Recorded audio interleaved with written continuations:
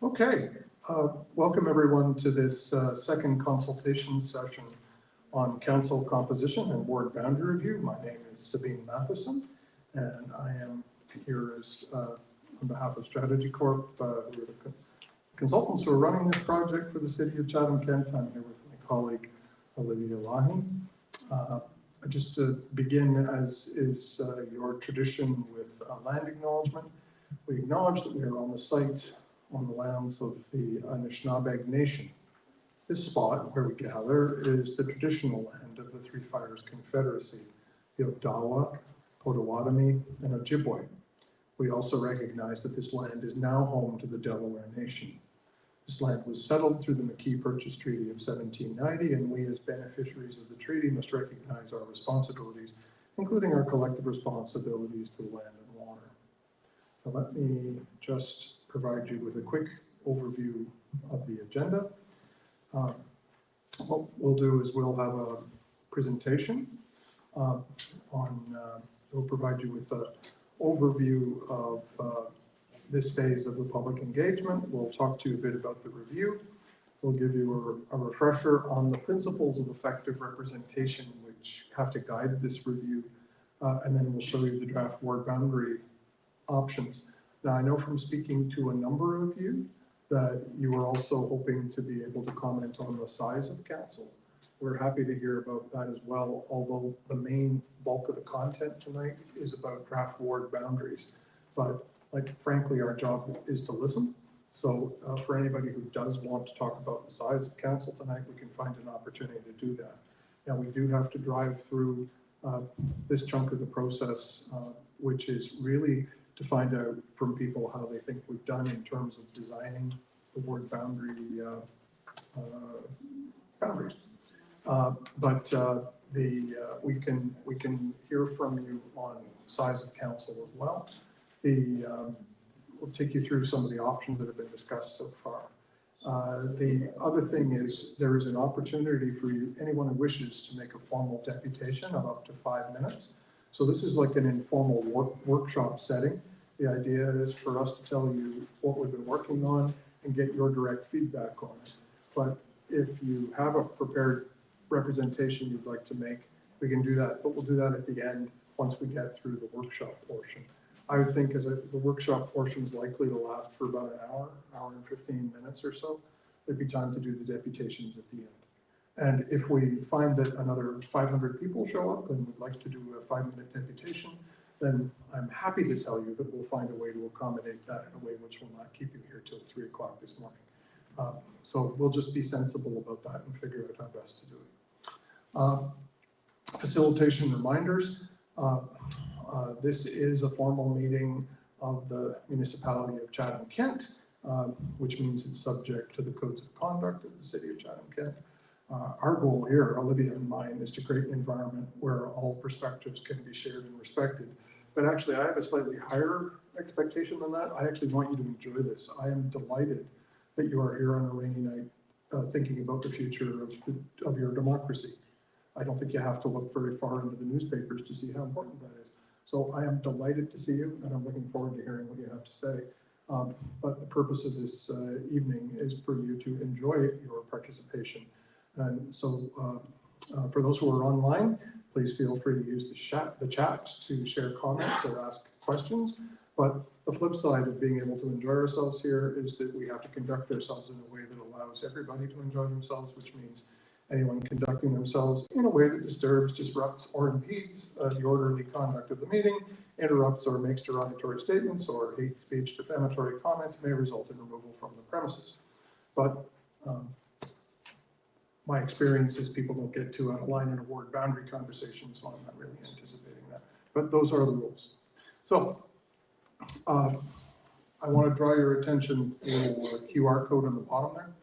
The QR code is an opportunity for you to access the online survey for this second phase. And you can use that at any time to give us your direct feedback.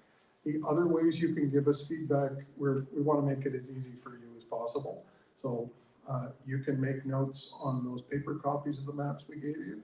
You can also use yellow stickies on the big maps you see at the back. Sometimes it's easier to frankly look on those big maps than it is on the small ones to see what it is you want to see. And of course, you can use the online survey. Anything works for us. And do recall that formal deputation will begin at the end of the informal session. If you don't wish to stick around for that, you don't have to. But the formal deputation is your opportunity to do so under the rules of procedure for Chatham-Kent. And this sets it out here particularly. No deputations will be received at the council meeting where this is going to be considered next because of these opportunities that we've had 2 weeks ago and then this one now. So this is your opportunity to present formally on this subject. Our intent tonight is to let everybody speak once. That is not a hard and fast rule because, as you'll see as we get going through the various options, there's plenty of opportunity to ask multiple questions. We just ask that there's no getting stuff on the record here particularly. You know, if you've got some good ideas, we want to hear them. But the survey is actually the best way for you to express volume, if you will. And when you do, if you do make any comment, we'll want you to state your name and ward. And as I said, you'll have up to 5 minutes to speak at that time. But that's the procedure for the end. When we're doing the workshop, it can be just much more informal. Just to give you an update on the project, there are not many ways in which I'm like Taylor Swift, but Taylor Swift has just been like 6 times in Toronto, and I've been 5 times to Chatham already. I know that they've named a street after her. I guess if I were sparklier, you might have named something after me in Chatham, but we've been here several times already doing these sessions. And the initial 2 consultation sessions, the focus was on the effectiveness of your current wards, and it was also on the size of council. And so at the council meeting of October 7th, we were given direction of council to change, or at least, sorry, to come back to council in December with options that would explore 3 different outcomes of this process. One was a status quo option that would maintain a current council of 18, because what you have right now is a mayor and 17 councillors. And what we'd do is just kind of make some tweaks around the edges that would fix places where growth has kind of broken or bent out of shape your existing boundaries and just clean them up and make them more sensible. If it were a haircut, you'd call it a trim, not a major restyling. We were also supposed to come back with options that would give you 2 major restylings. One was wards that would accommodate a new council of 13. That would mean 12 councillors and 1 mayor. And so that's a reduction of 5 councillors. The other is a council of 15. So a reduction of 2. And so the maps that you have, you've got 7, and those have been prepared to provide potential boundaries for each. And in the general direction that we got from council last time, we recommended that it was worth considering reducing the size of council on the basis that Chatham-Kent's council is fairly large compared to many of its comparators. But we also noted that Chatham-Kent itself is quite large compared to a lot of municipalities. And so while it's often considered to be a best practice to be in the 9 to 11 range, and sometimes as low as 7, under statute it can't go any lower than 5. You gotta have at least 5. 7's a bit dodgy though, because you know it's a 4-year term and someone can take sick, and then all of a sudden you can have a lot of burden on that group. But for a lot of the councils that have councils of 7, they're just a fraction of the size of Chatham-Kent. Chatham-Kent, and this was all what we considered in our previous reports. I was joking with somebody before.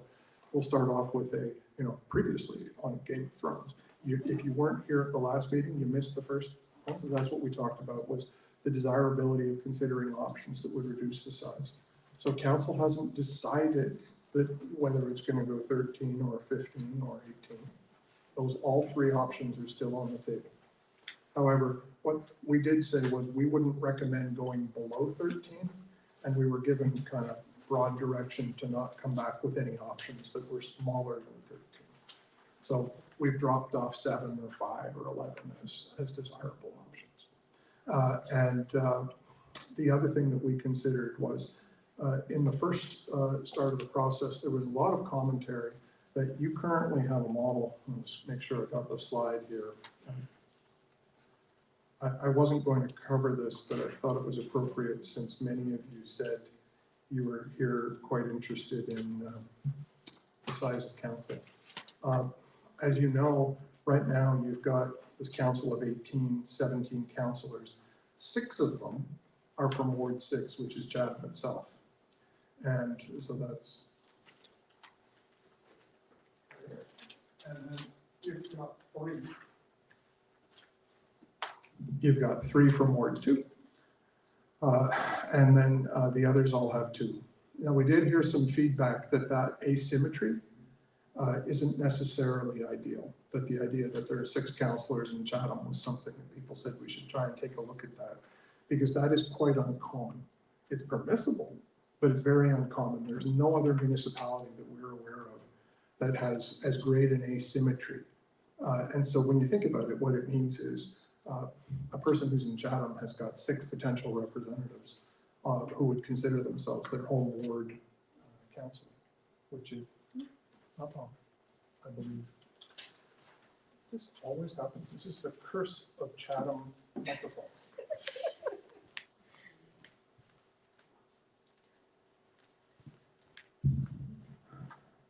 Ha! The curse has been overcome. So, so that's the sort of the frame for this evening. We've already gone through council. They've recommended that we come back with the options to come up with a revised 18 and 13 and 15.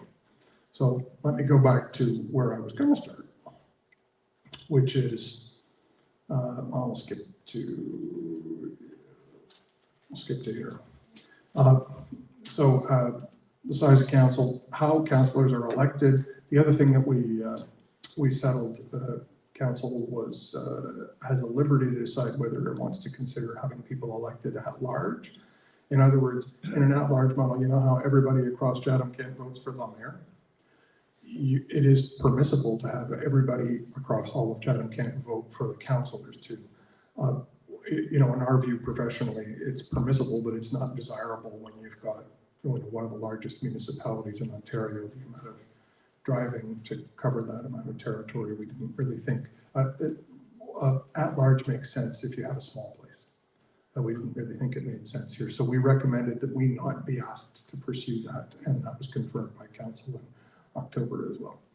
And of course, this is all preparatory to the election in 2026 in October. Why conduct the review? It's because Chatham-Kent's boundaries haven't changed since they were drawn 25 years ago. I say this every time. The people who drew these ward boundaries actually did quite a good job, in my opinion. They were trying to manage a really substantial restructuring at that time. And frankly, they've stood the test of time quite well. But the problem is there are certain rules that govern ward boundaries. And one of them, I'll explain in quite a bit of detail in a minute, it's that you really want to have relative parity between them in size, because otherwise somebody's vote doesn't count as much as somebody else's.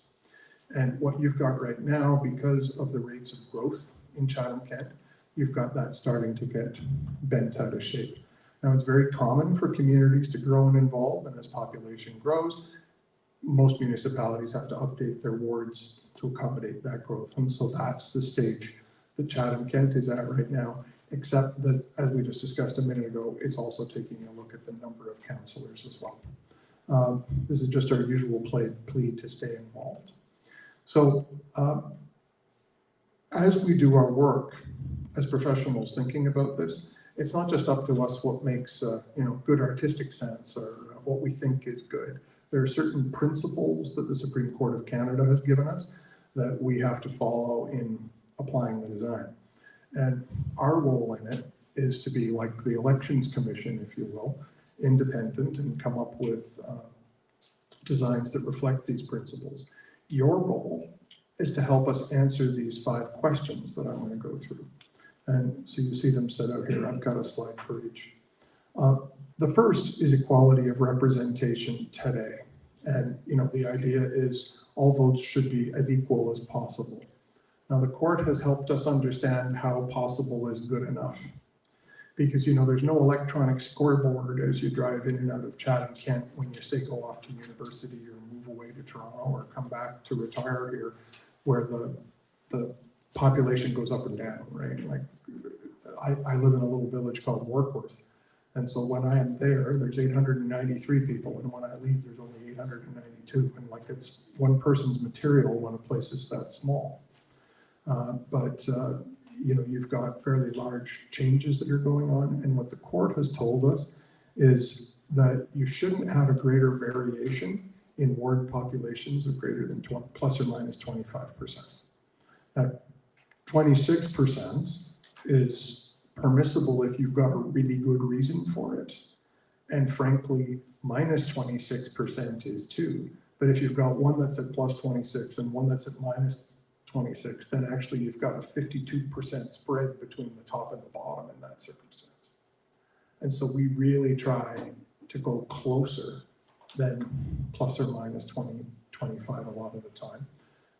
And to try and make it so that the total gap between the top and the bottom is only 25.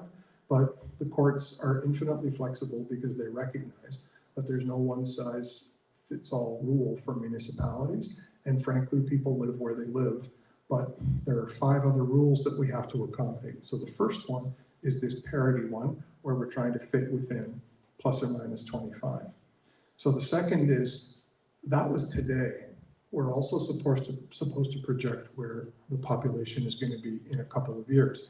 So the big purpose of the first phase of the process was to take a look at the population forecasts to see where the population growth is going to be, not just now. And we were told to accommodate the next 2 elections.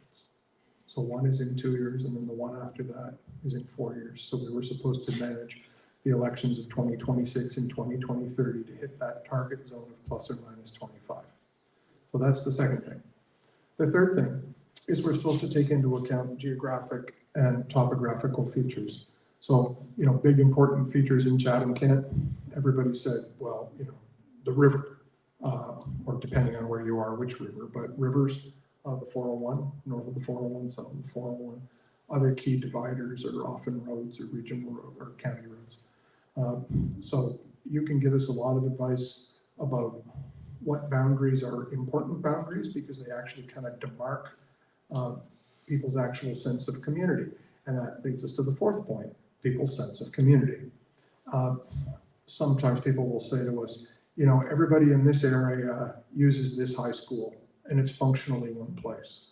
Or they'll say, you know what, the river's a real barrier. Everybody on the north side, they orient north, and everybody on the south side, we orient south. And, it's a real serious divider.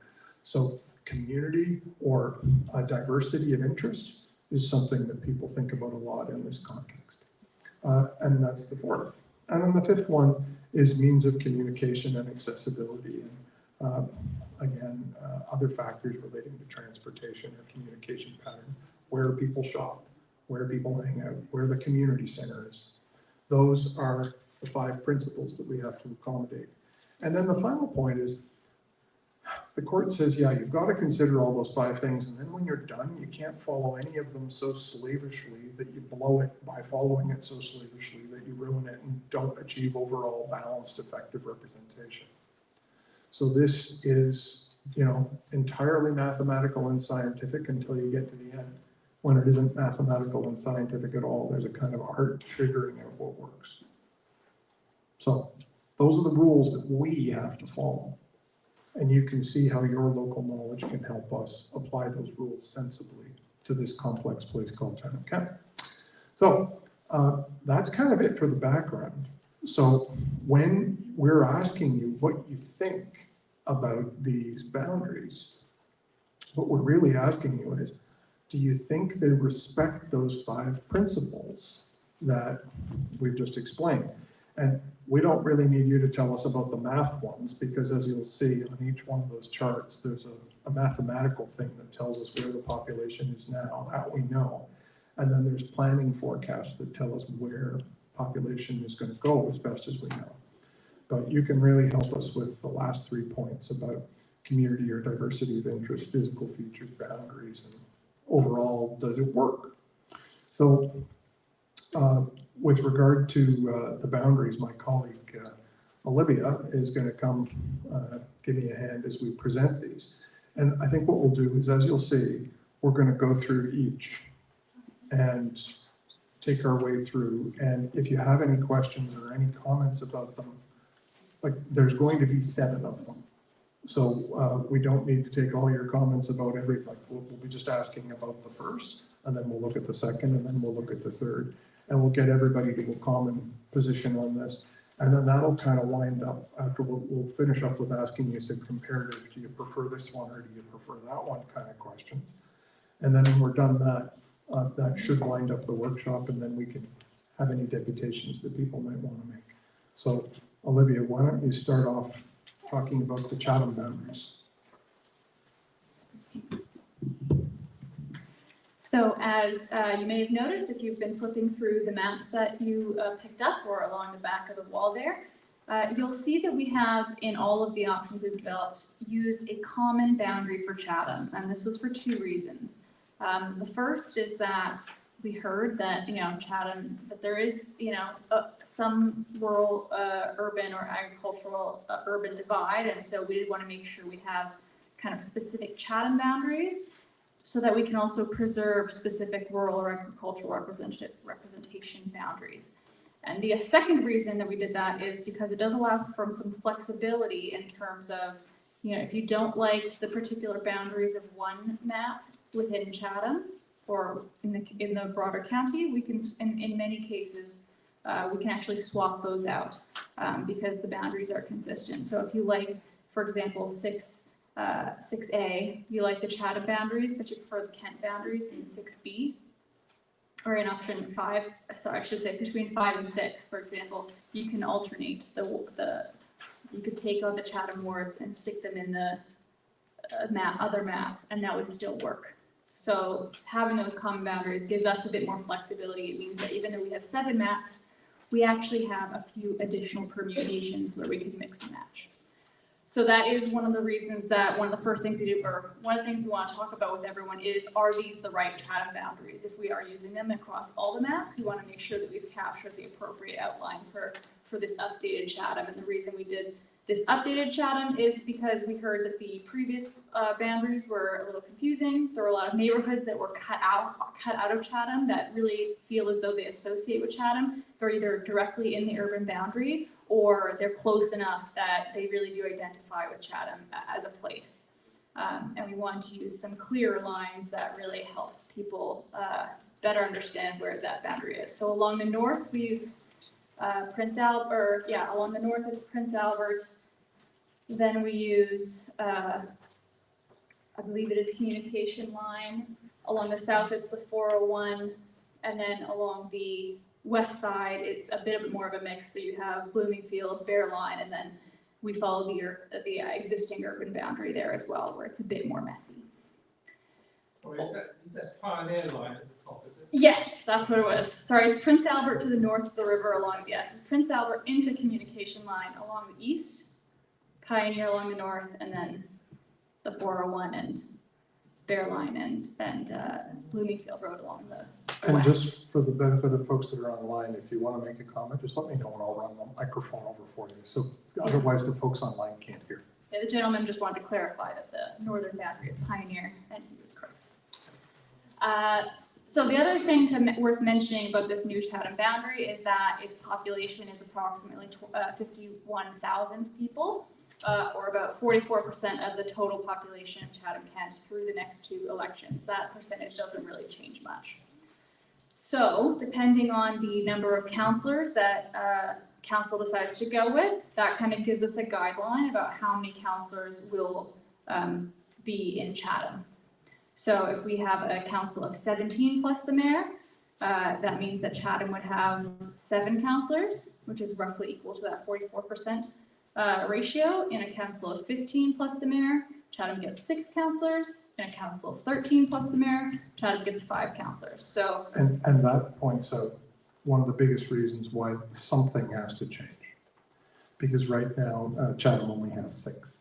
So in any universe that we move to, even if the council were to stay at 18, we'd have to change the boundaries because Chatham's underrepresented right now on council. That's one of the, if there's certain rules that must be followed, that's the first big clunky one that we have to follow, and you'll find that represented in all of the designs that we presented.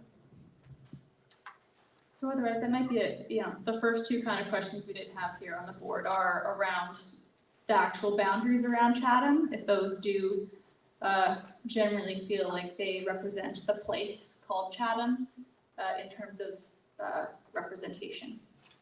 One of the tests is if you imagine yourself living, now it's likely that if you lived here and you were down at Fort Lauderdale and somebody said, oh, where are you from? You might well say you lived in Chatham.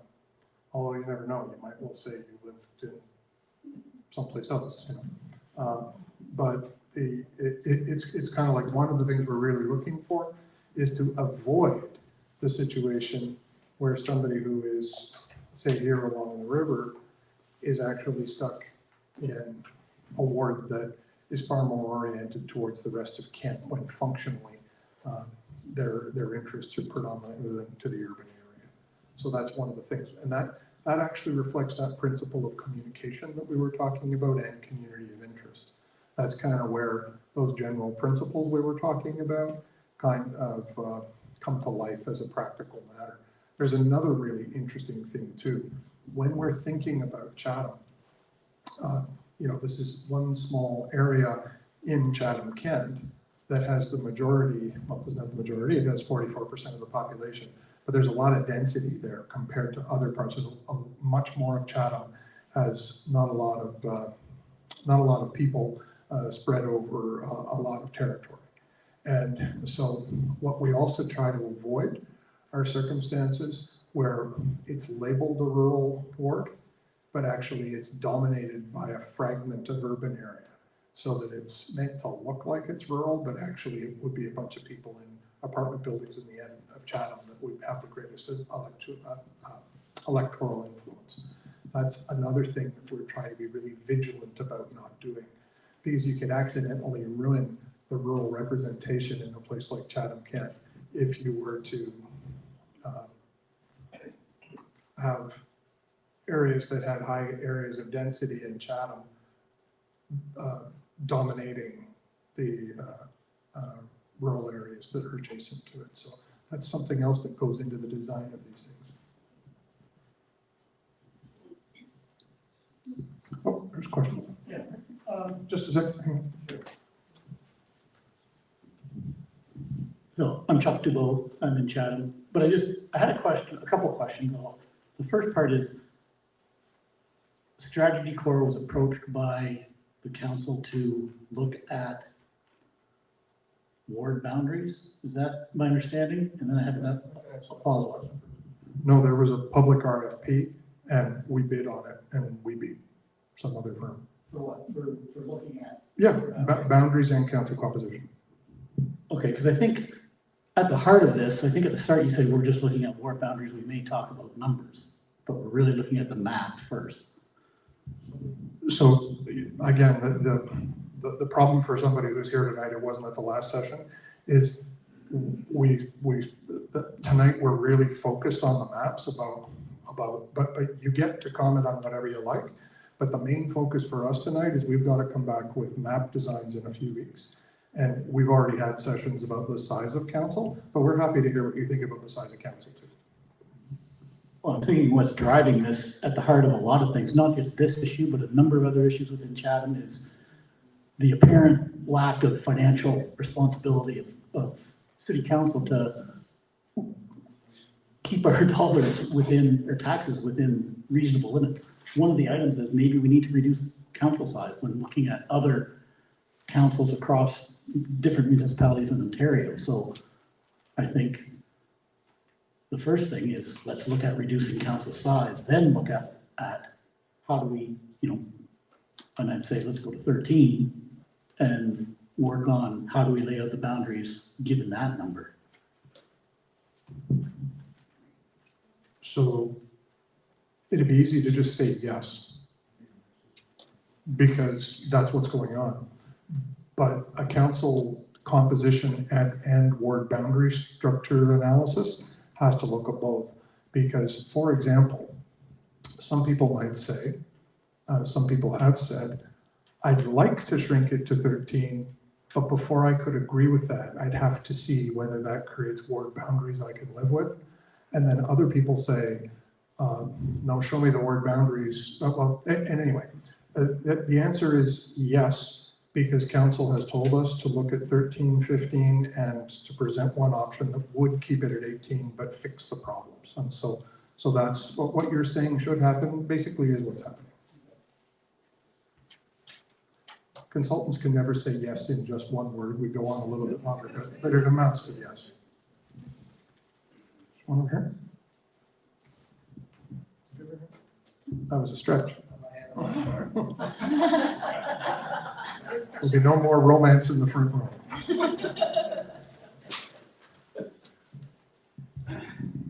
You said that Chatham was underrepresented. I thought 6 was a bit too much. Can you explain that a bit more about why we're underrepresented here in Chatham? Yeah, I can. So the numbers right now equate to, if you consider 6 of 17, that's 35% of councillors. So on council, 35% of the councillors come from Chatham. But about 40, as I mentioned, about 44% of the population is in Chatham.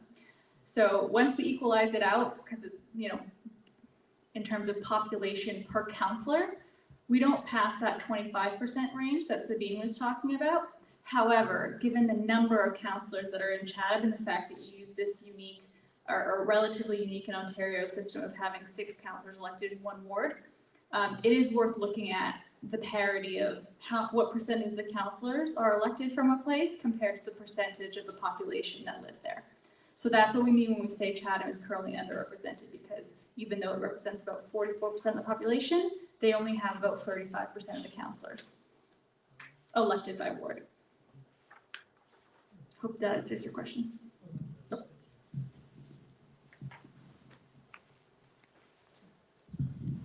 I think you're on the right track. I think a part of what bothers me about Chatham proper is there's 6 councillors in Chatham proper, and none of them live in my neighborhood, and none of them live even close to my neighborhood. I've also heard that there are councillors for Tilbury that are living in Chatham, but my neighborhood has absolutely no representation on council, and that means when an issue that directly affects my neighborhood, such as St. Agnes and the sale of St. Agnes and Indwell, my neighborhood is getting shafted because we are begging councillors to help us, begging and getting nowhere. So thank you. Okay, thanks. We got a question online? No. I saw somebody. Yep, come on. So I get to work off dinner. Hi, thanks very much. Partly in answer to the previous comment, as I understand, there's no way of mandating where a councillor lives. Ideally, they should live in the ward they represent.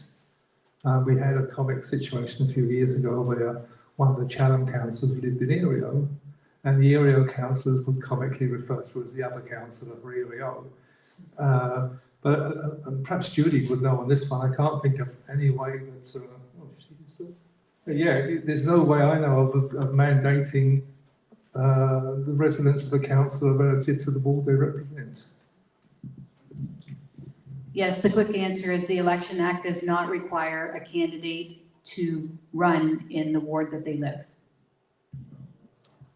So what, so the thing we'd really, I guess, like to, you want to move on to some of the options we have, for Yeah, instance? try to get into it. I mean, you kind of started, one of the, I guess I'll preface it because we will circle back to it, is the idea of, especially within Chatham, we present options that do allow for Chatham to kind of continue having its numerous councillors elected from one ward that is called Chatham, but we've also presented options that allow for Chatham to be broken up into separate wards. And we will through this process, and I think we have some further slides along that specifically start to address that question of how would you like to see Chatham either broken up into wards, or how would you like to see councillors in Chatham elected? And I think we have an online question. Yes, we have an online question from Scott who asks, why can you not subdivide the Chatham ward? We can, and we're about to get to that. And we'll Thank you, show Scott. options for that. I was trying to hustle Olivia onto that a second ago, and What a she just good segue. wouldn't let me get you there. Hang on, we got one more question here. Just to comment overall on the Ward 6, the outline of the grade does make sense. I know we've been kind of following this through the process, and the lines that you've drawn there, I don't really see why anything would be switched. It makes sense. Thanks. So, All right, so then to start through the options that I know several of you have in front of you and that are along the back there. So the first, as Sabine mentioned, the first option is what we called option 18A, and this is because it represents a council of 18. So this is the status quo tidied up version that council directed us to look at. So it tries to mimic the existing structure of council and its ward boundaries as closely as possible, while fixing up some of those outlier neighborhoods. So grabbing those Chatham neighborhoods that felt like they were part of Chatham but weren't being represented that way. We try to do the same thing around Wallaceburg, especially along Dundas to the west. Because of these changes, it necessitates also moving a councillor from Ward 2 to Ward 6 to address that Chatham population distribution issue that we talked about. And it adjusts the overall, to correct for all the population changes there. The main actual boundary changes are to move that Ward 4, Ward 2 boundary from the river down to the 401, and we extend Ward 3 slightly west into that Ward 2 as well. And then that reduction in size for Ward 2 is because it's going from having 3 councillors to 2 councillors. so if this one had a name, it would be called the way you could change the least while fixing up the problems that need to be fixed. So we were asked, what was the least we could do that would be appropriate, that would preserve the most of what you have. So it fixes the problem of Chatham underrepresentation. It changes the boundaries to catch the things that frankly probably weren't there when the boundaries were first drawn, that would now be sort of sitting in Ward 4 or Ward 2. And and as you can see, we should take you on a tour of these draft ward populations and variants. For those who are watching at home or for those in the room, you can see that the first set of columns are for 2024, the second set of columns are for 2026, and the second are for 2030. You remember we said we had to stay within plus or minus 25. As you can see, this one quite nicely stays within really favorable numbers. You see none of them go over 10. So this is a very satisfactory set of outcomes. But if what you were hoping for was a smaller council, it doesn't get you there. But if you like council composition the way it is, it does get you there. And Scott, online, to get to your question, it would be possible to break up Chatham into more pieces here. And because of what Olivia was saying about the, if Chatham is the Timbit in the donut of Chatham, we can alternate Timbits. Like we can use different plugs, plug it in, because we've kept the same boundaries for each one. That's one of the cool things about the process. So that's the quick summary on this one. So the next option, option 2, so for those who have been following along, there are slight adjustments to this one from what was presented to council to fix some math that we could have improved upon, and so we did. So this is an option that optimizes Chatham-Kent's existing, this is an option that presents a 14 ward map for 8 wards in the county and 6 in Chatham. So that's for a council of 15. As you can see, 15A. And each ward would have one councillor in this map. So key features of this guy are that the wards are generally structured around existing communities as best as possible. The one exception here, and this is will be another kind of through line of many of these maps that we'll hope to get feedback on, is 𝗲𝗏𝗃. So in this version of the map and all the versions where there's one councillor per ward, it necessitates that 𝗲𝗏𝗃 be divided, and that's because 𝗲𝗏𝗃 has around, the current 𝗲𝗏𝗃 ward has around 11,000 people. And you can see that the average size in the wards when we're looking at one per councillor is around between 8,000 and 10,000, which means that 𝗲𝗏𝗃 is too big to be in a single ward if it only has one councillor. So in versions where we have divided 𝗲𝗏𝗃, we've used the Sanem River, but we are hoping to get feedback on that, whether that's appropriate, if we need to look at options where potentially we have a larger ward around 𝗲𝗏𝗃 that has 2 councillors. Looking to get feedback on that as well. But that's the only case where we have deliberately divided kind of existing community. So first, to get back directly to Scott, who was online, you see here, what you might think we've gone bananas and we've split Chatham into 6, which is like perhaps splitting it too much. But this option answers the question, what would it look like if, draw me something that only has 1 per ward. I'd really like to go to a 1 per ward model. And that leads us to the 𝗲𝗏𝗃 problem that Olivia was talking about. And there you get into some other issues. Remember we talked about the importance of either rivers or highways? So when you're dividing up this part down here, do you focus on the river or do you focus on the highway? And this is where it's worth just sharing a bit. Olivia, you might want to describe the process by which we figure out where we can put the boundaries and how you create the models of the So the main thing here that we're working with, so you can see in this version, we often have differences in terms of where we can use those existing landmarks and where it's more difficult to do so. So in this map in Chatham, we've been able to quite nicely use the river. So three wards primarily north of the river and 3 wards primarily south of the river. And that's because Chatham's population is roughly evenly divided along the river. Once we get into the county, especially with even though the county is also pretty evenly divided along the river, the very uneven distribution of population centers can make it challenging to use those landmarks. So for example, in the south, we know that the population density is primarily focused in Blenheim. There's also obviously a significant population in Tilbury and Wheatley in Ridgetown. And we kind of have to work around those population centers where there's more people, there's smaller wards. And that means that because of that uneven distribution of people, we can't always use those nice landmarks. So in this map, we're able to use the highway in some places, we're able to use the river in some others, but it necessitates us to jump across those landmarks to get to something that more closely resembles population parity. And just to show you, to track change, because I know there's so much information on one of these pages. You see how some of these are coded in sort of a pale yellow instead of green? If it was over 25, we code it red because we don't like it over 25. If it's between 12.5 and 25, then we code it yellow.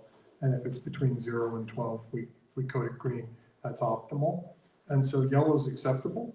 It's not as excellent. Like honestly, Olivia and I get thrilled when we see all green.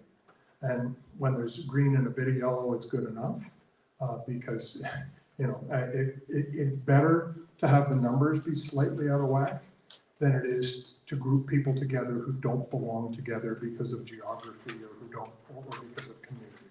It's more important to get the balance between the math and the community than it is to just purely get the math.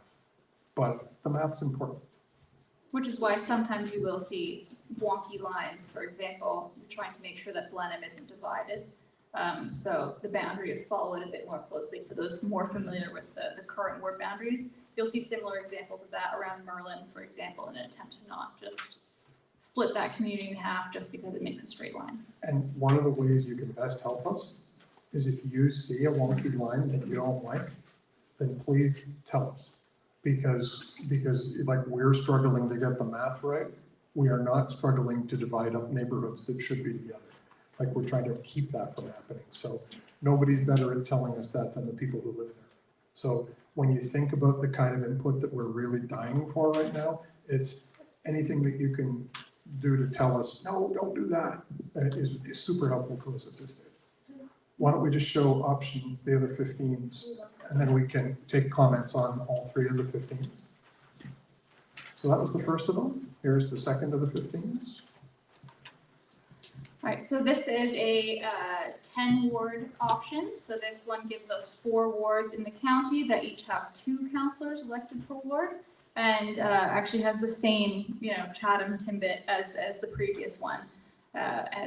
We kind of considered using the river as a boundary to be a pretty clean 6 ward option in Chatham. So here we're looking at options that have much bigger wards in the county, but allows for that 2 councillors per ward, which we heard that there might be some benefits towards. This version also allows us to use the river and the highway as boundaries for those county wards. It also allows us to keep 𝗬𝗏sburg together, because you can see that there's 2 councillors per ward, which means that 𝗬𝗏sburg falls within those acceptable population parity preferences. So some of the good things about this one, it's obviously an easier map to understand. There's less going on. Second thing about it is some of the councillors told us that the wards having a council mate, 2 per, is actually quite helpful in some areas. Others said, no, it'd be nice to be just 1 per. So that is really a matter of opinion. Like reasonable people could disagree about whether having 2 per ward is a good thing or not. Another thing we've heard about this is, dividing up, let's going back to Scott's question, going from 1 Chatham to suddenly breaking Chatham up into 6. Some people might reasonably say that's too much, which is why you'll see we've got another option in a second. Why don't you pop there? I should also say the only other thing that we heard about this one that is worth considering is how big these wards are. Yeah, distance. And if you jump to the next one, I think, you see, in this one, what's different here is we changed the Timbit, right? We actually went from dividing Chatham up into 6 into dividing Chatham up into 3. So it's 2 per. That's the Chatham thing, and then why don't you describe, Olivia, how you made why don't you toggle back and forth for a second so you can see the difference along here. So yeah, if you look at that top where Sabine's head is, this is the Chatham ward. You can see the difference here is that when we have 6, we use the river. We try to have 3 wards north of the river, 3 wards south of the river. However, in our 2 councillors per ward option for Chatham, we've tried to use more of the pie model of each ward having a little bit of downtown, a little bit of suburbia. That also helps us account for growth in Chatham, which is primarily expected to occur on the west side, both north and south of the river. So here we have a bit more of a pie model. Here, you pretty neatly use the river. So those are the 15s. Any thoughts on things you like or don't like about the 15s? We'll do the 13s in a minute. I'll just get this one. Well, I don't know about. Who did you talk to in the community about these lines for 15C? Those are predominantly driven on math. We're talking to you. Find out what you think about this. Okay, because I got problems.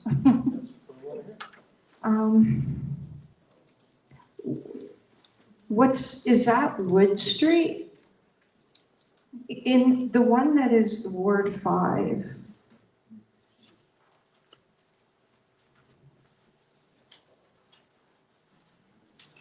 We're just pulling up the detailed map. So along which boundary?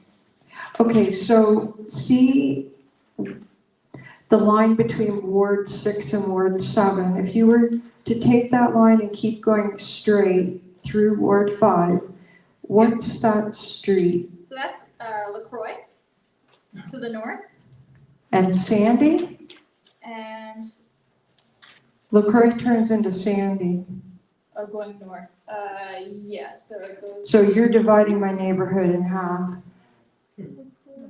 Because my neighborhood is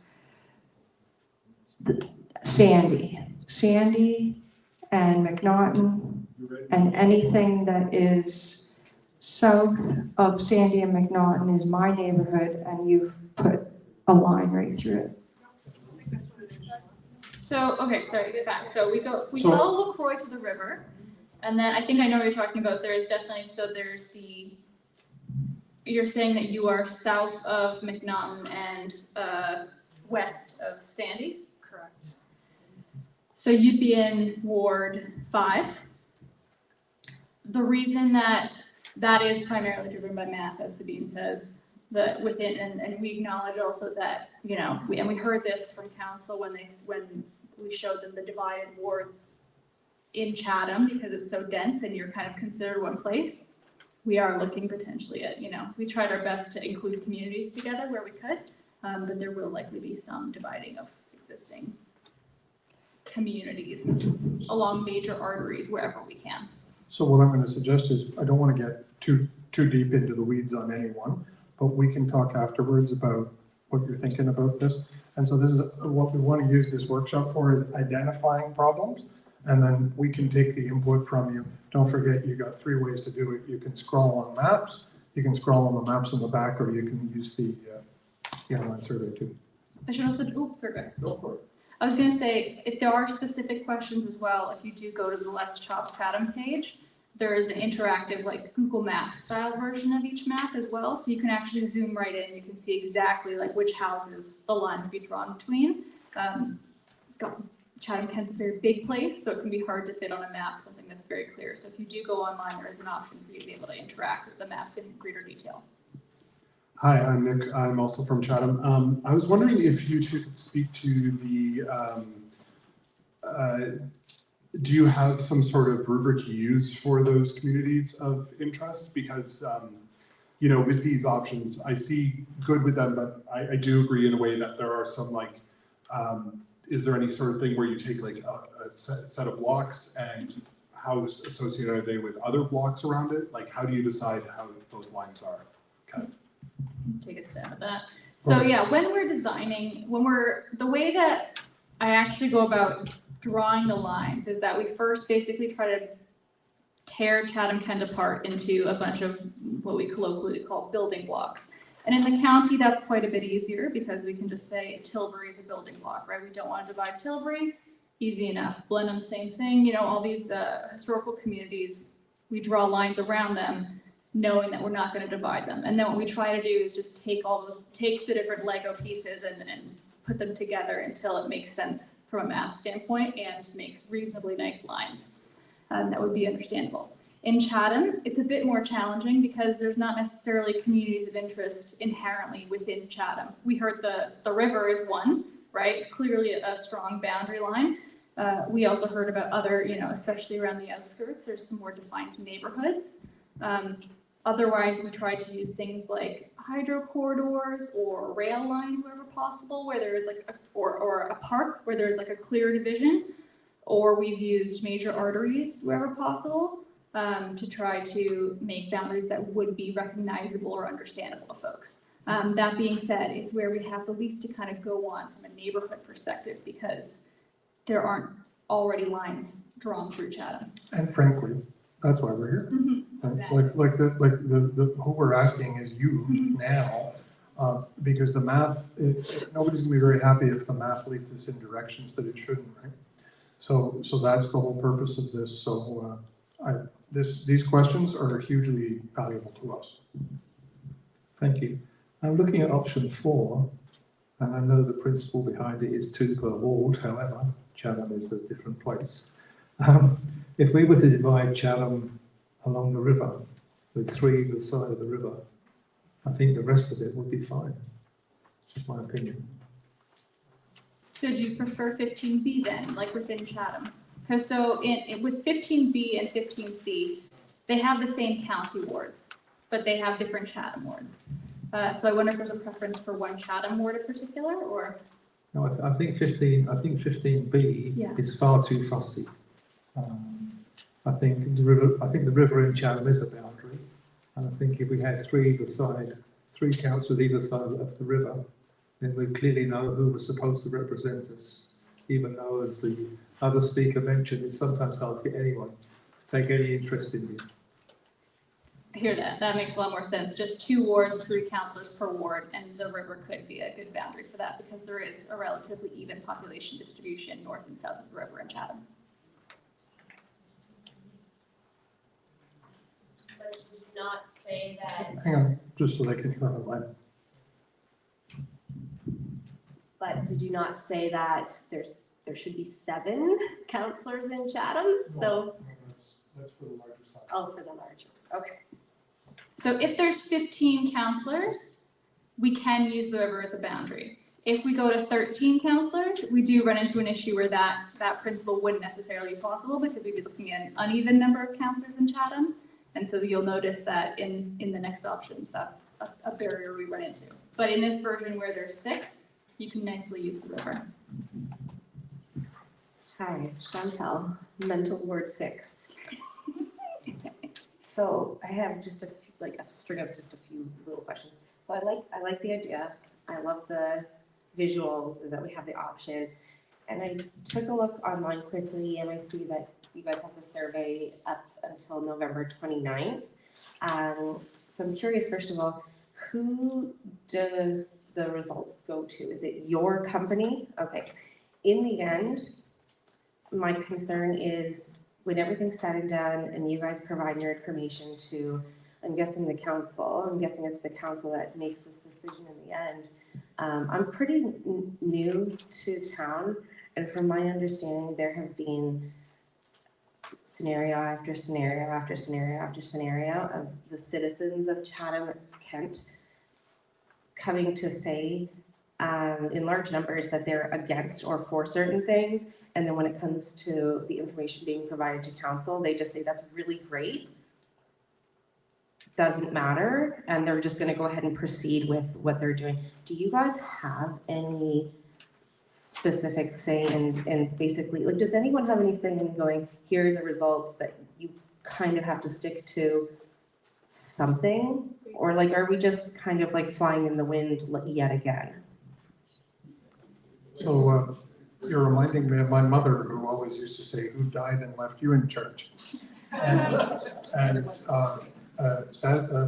happy to say nobody has died and left us in charge, which means that democracy is alive and well in Chatham-Kent. It is council who gets to decide. Now, the good news is Sabine has not become a dictator in Chatham-Kent. So what we do is we follow the rules set out by the Supreme Court of Canada, like I was saying, and our obligation is to present an option to council. And what I can tell you what we will do is, because we were instructed to present an option at 18, an option at 15, an option at 13, we will deliver, because that's what we were told to do. We will have a preferred option for each. They will likely look something like what you see here. But honestly, if we get all kinds of really interesting comments about, ooh, we hate this, or ooh, we hate that, then like the reason we ask is because we want to make them better, right? So we'll be making adjustments to get the very best options we can put forward, reflecting this input from the public. When it goes to council, it is council who's elected to make these decisions, and under the Municipal Act, that's exactly how it's supposed to happen. So that's how it fits. But what I can say is under the process, the courts oversee this process, and they don't actively oversee it, but they sort of, if people made a complaint about it, in some circumstances, complaints have been made of councils micromanage. So there was a situation in Hamilton a few years ago where council got involved in micro drawing numbers, and the court said, no, you're not supposed to do that. You're supposed to either accept the recommendations from the consultant or not, but you're not supposed to go drawing something that's custom made. So the courts oversee it to that degree. But that is the fairest and best answer I can give you. And then what is your due date to provide this information to council? The question was, what's the due date? And it just reminds me, December the... That's the date that you're anticipate to provide the information to council? Is that right? It'll be before, we have to have it in before, we're appearing before council on the 9th, I think. 16. 16th. So I think we have to have it done by the 9th to meet the clerk's deadline, so it'll be circulated. So it'll be in the agenda published for that meeting. Is the council voting on December 9th? Well, council would have it in its option, the 16th rather, council would have it in its option to either vote on it or to defer it or consider it some more. They could send us back to do some more work on it. So there's different possibilities. Question over here.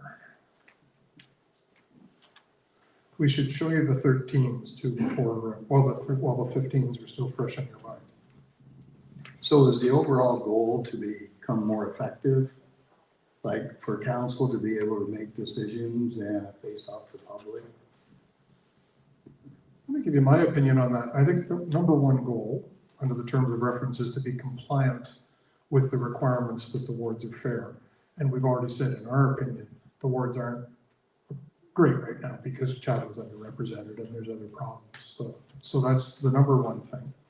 I would also say anything I'm going to recommend is going to be about the overall effectiveness of best practices in the municipalities. And, you know, council has certainly given us no indication that that's not what they're most interested in too. So let's take the Civic Center, for example. It's actually the rural area that has the greater vote on whether it happens or not. So, because they have more councillors than what Chatham does. But as long as you have Blenheim, Chatham, Walsburg, Highgate, Ridgetown, which is awesome because you have that, you'll always have division because there's always Chatham.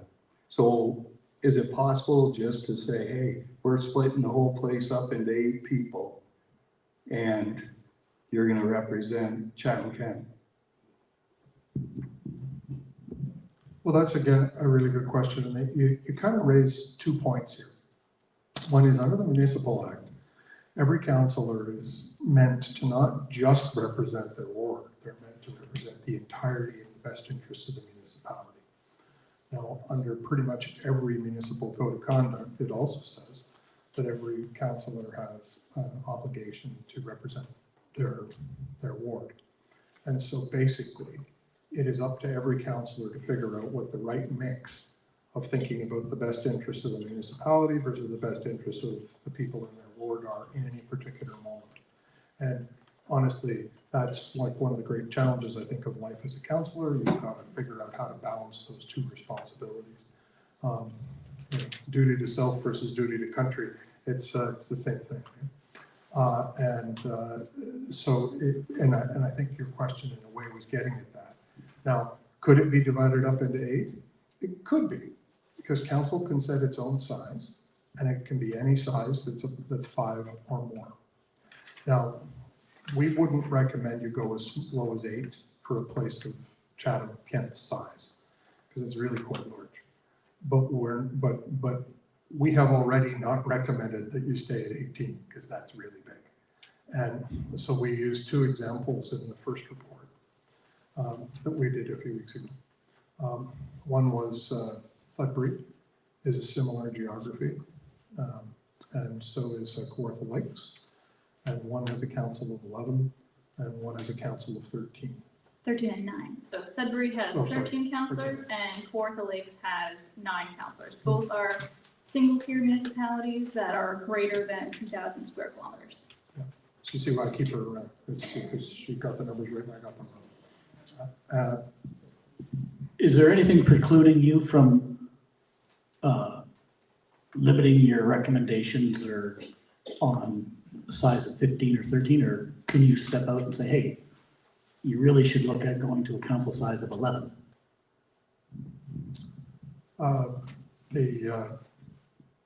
We would be happy to make representation or receive representations in that, but right now we're working on 13 and 15 and 18, which we were as a fallback, which we were asked to also prepare on. But you know, I think it is definitely worth having regard to how big Chatham-Kent is. I'm just professionally, like this is kind of what I do. I am not unduly troubled by a council of 13 for a place of this size.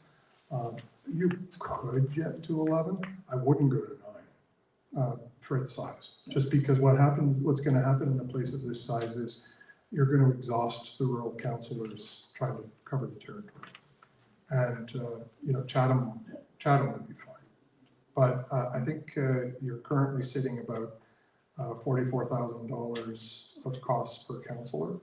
And I know every dollar is an important dollar, but democracy is important too.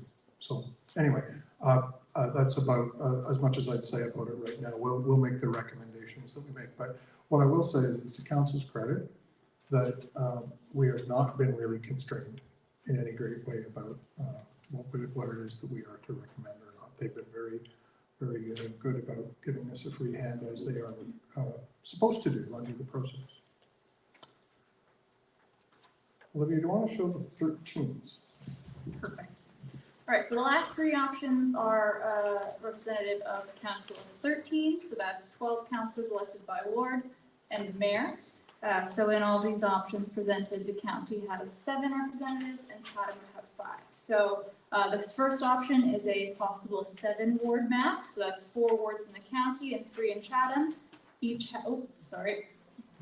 This first 13 option presents a 12-ward option with 7 wards in the county and 5 in Chatham, and so that allows for 1 councillor per ward to be elected. Here we are using as much as possible key features like the river and the 401 along in the county. As I mentioned, because there's about uneven distribution of population between north and south of the river in Chatham, when we're using 5, or when we need to divide it into 5 wards, if that becomes a challenge to be able to use the river. So in this option and the others we present for 13 councillors, the river isn't really a great boundary in Chatham. But in the county, you can see we've tried to use it as much as possible. Other key features of this one are that the Chatham is really based on kind of a downtown ward and then 4 suburban wards around it. And again, here we try to, as much as possible, group existing communities of interest, especially in the county, together.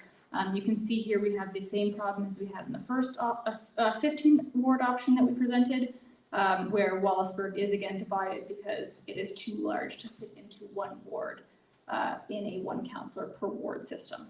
So those are kind of like key highlights of this map, and it's a bit hard to see on the big screen, but we only have 1.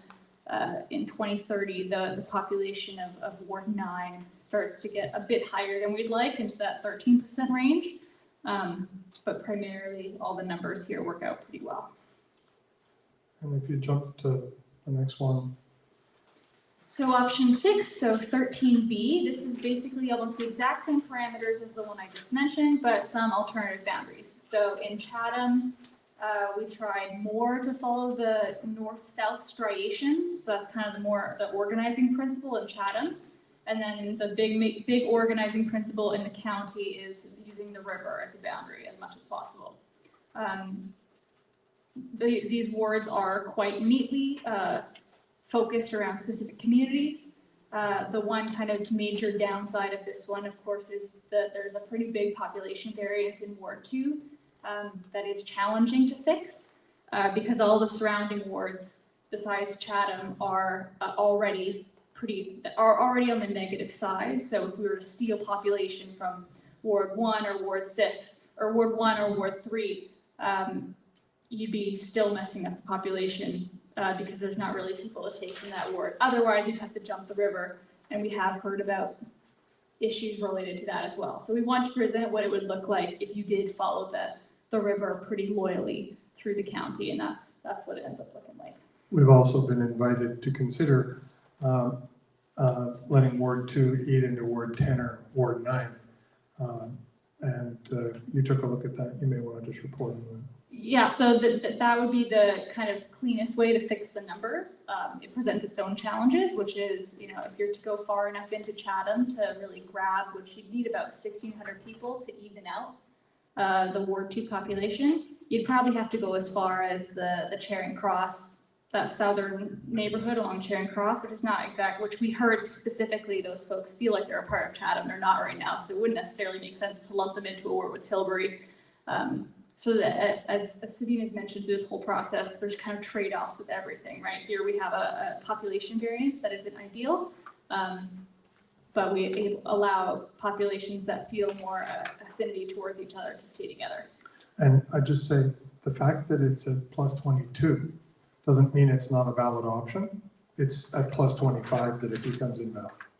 And just professionally, we really try to make them fit tighter than that.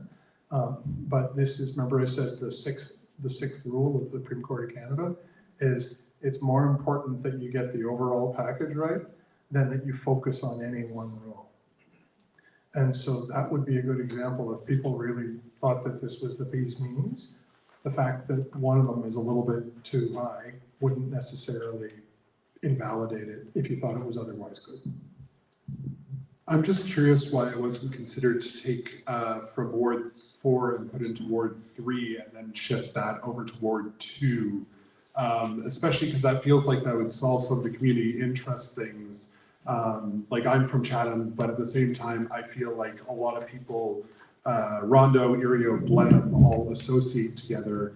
And it feels like you could cut that southern portion off of Ward 4, give it to Ward 3, and then figure out what community belongs in Ward 2 from that Ward 3, which would even out your numbers because Ward 4 is also underrepresented, correct? No, so Ward 4 is over right now. Overrepresented, okay. So Ward 3 is an interesting area. This whole area is pretty interesting because, so you have Blenheim like basically right here, and Blenheim's about 5,000 people. So and generally across the map, the theme you see is in these areas where there's more population density, I can only move the line a little bit and these numbers go wild. Versus over here, if I move the line, I have to move the line really far for it to make any difference on the numbers.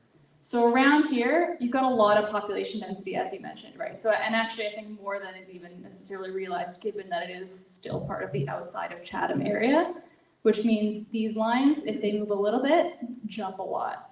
So we can't take too much out of Ward 3 because it's already underrepresented. So we can't really take too much out of 3. And then if we start to really divide up some of these communities along the water. But we can definitely look at what it looks like to like hack off this whole area. Is that what you're talking about, just hacking off this whole area into Ward 3? Precisely, and then because Ward 3 would then be too big, you then take from it to give to Ward 2 to even out your numbers there.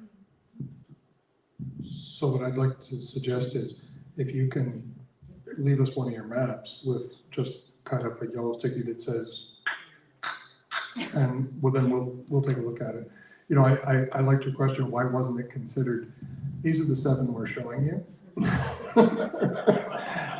There's like a whole hard drive full of maps that are ones, and it's funny because it's like Frankenstein's ward boundary laboratory, and every time you get to one that hits the red, and you go, ugh, and you go back to ground zero again. So believe me, if we had brought in all the things that we considered, you would not thank us for it. But we really thank you for raising these things because heck, there's nothing we can't take a look at, right? So.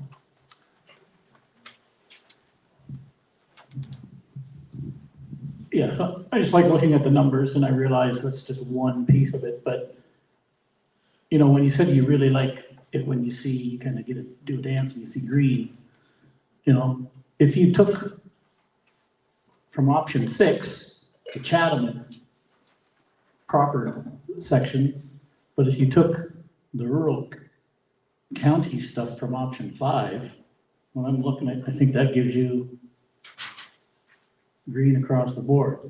And I don't know if that's one of the ones, the multiple ones that you did look at, but wasn't shown here.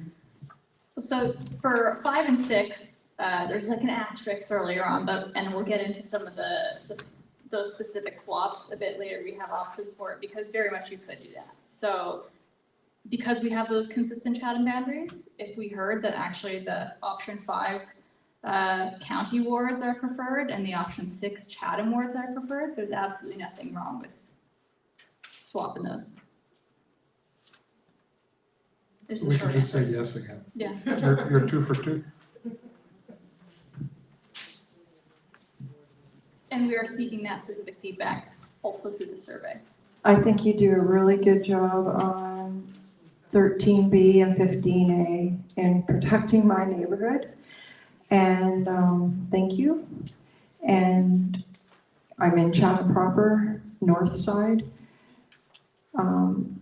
And I love that there's one counselor per ward, absolutely. And I think the best option is 13B because it has the smallest number of counselors.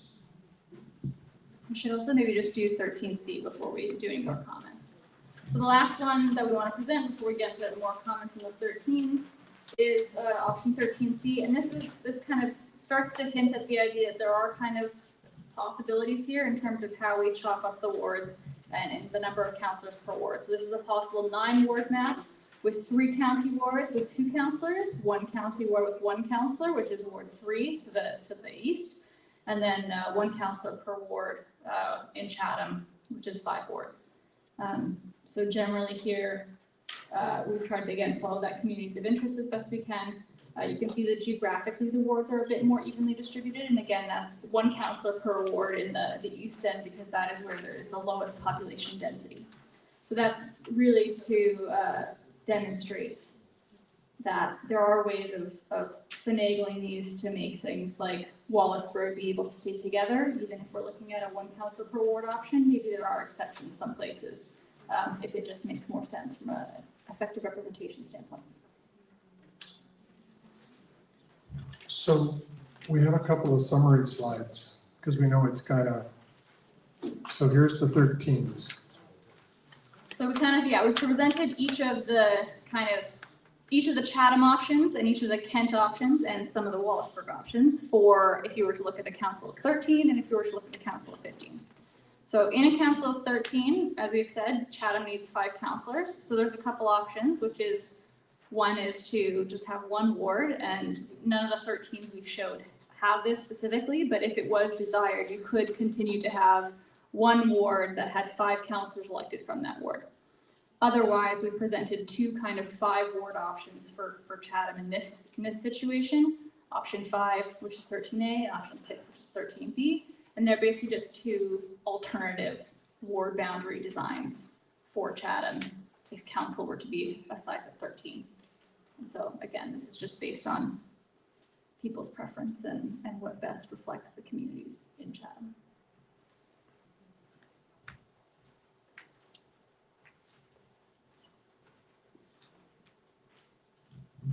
Thank you. Do you happen to know that if you use the river as the boundary, do you happen to know the population split above or below the river? She does, just a second. I don't have the exact numbers in front of me right now, but it is roughly, it's approximately equal, like within the Chatham boundaries here, they're about even. So that there would be no obvious 3-2 split along the river? Yeah. We bumped into that one. Yeah, that was the first challenge I ran into before I did that, and that went, that's why that's not working. Olivia, why don't you show the 15s for Chatham? Yeah, so here, same thing. You have the 6 wards. There's 6 councillors elected from 1 ward, 1 councillor per ward where we can use the river quite nicely, and then a 2 councillor per ward option where it's divided in 3. And then as this gentleman said earlier, we could just put 3 on one side and 3 on the other too, because that does work here. Any thoughts for us as to which, like, as to these different Chatham ones? I'll just grab this guy first. I'm sorry, I guess I have a question about 𝗬𝗏sburg though. You're splitting 𝗬𝗏sburg to the north side and the south side, basically. You're using the river, the Sydenham River? Yeah.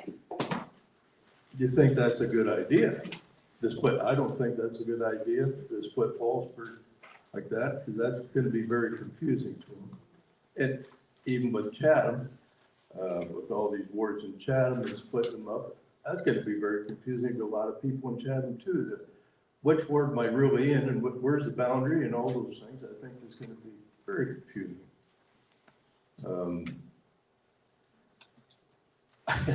I don't know which direction to go here to make, it's very confusing to me. It's my first time here listening and going through all this stuff, and I just, very concerned on, there's always that rural-urban divide here that me being in the country boy and a farmer, and the rural people really don't understand what's going on in the rural area. I've seen that over many years. They really don't understand agriculture in the rural communities. So this is really confusing to me, and I'm not very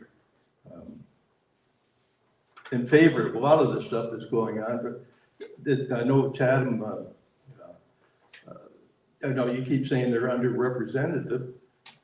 Why not just, was there ever any discussion just to make them on their own? If they're so underrepresented, why do they need to split it up? Yeah, that's not part of the terms of reference, so no, there's no conversation about that. And you know what, I'm really sympathetic to you about, like I said, I really appreciated the fact that all of you come here tonight. It'll never be as bad as this again once they choose the wards, because there's nothing worse than looking at all these minute differences, right? But I think, there's 444 municipalities across Ontario. Most of them have wards. So I think people can manage that. What's brutal is trying to look at slight differences and trying to decide which one you like best. And to some degree, like there's some things that are just bad ideas or good ideas, about what to split or not to split, like Wallaceburg, to your point.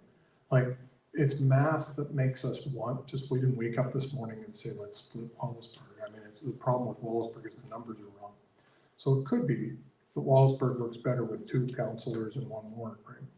And so that might be what we wind up recommending. I mean, we're still listening. But I think on the Chatham, people don't like 6 for one place. And as the post pointed out, it's either, depending on if we go to a council of 18, 15, or 13, it's either 7, 6, or 5. And that's what makes it confusing, because depending on all these different scenarios. But once we get it down to 1, I think people will take to it pretty easily. But really all you're trying to do is help us choose between different shades of vanilla and try to make sure there's nothing you hate mixed in with it.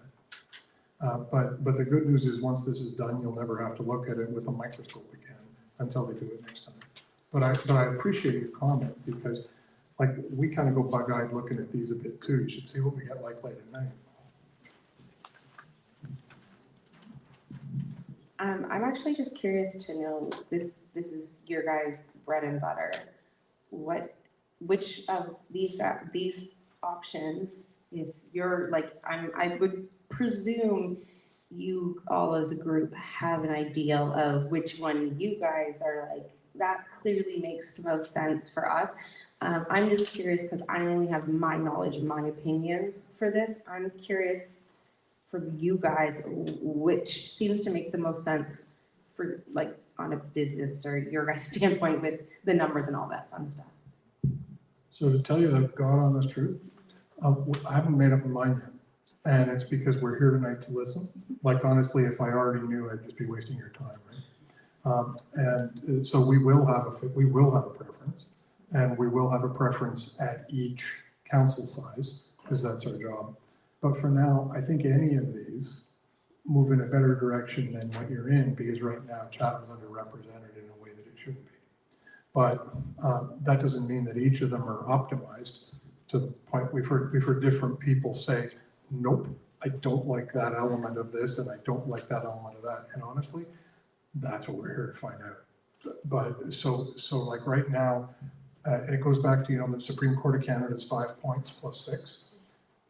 These all start with the math, and we're trying to make sure we haven't committed any mistakes on the community.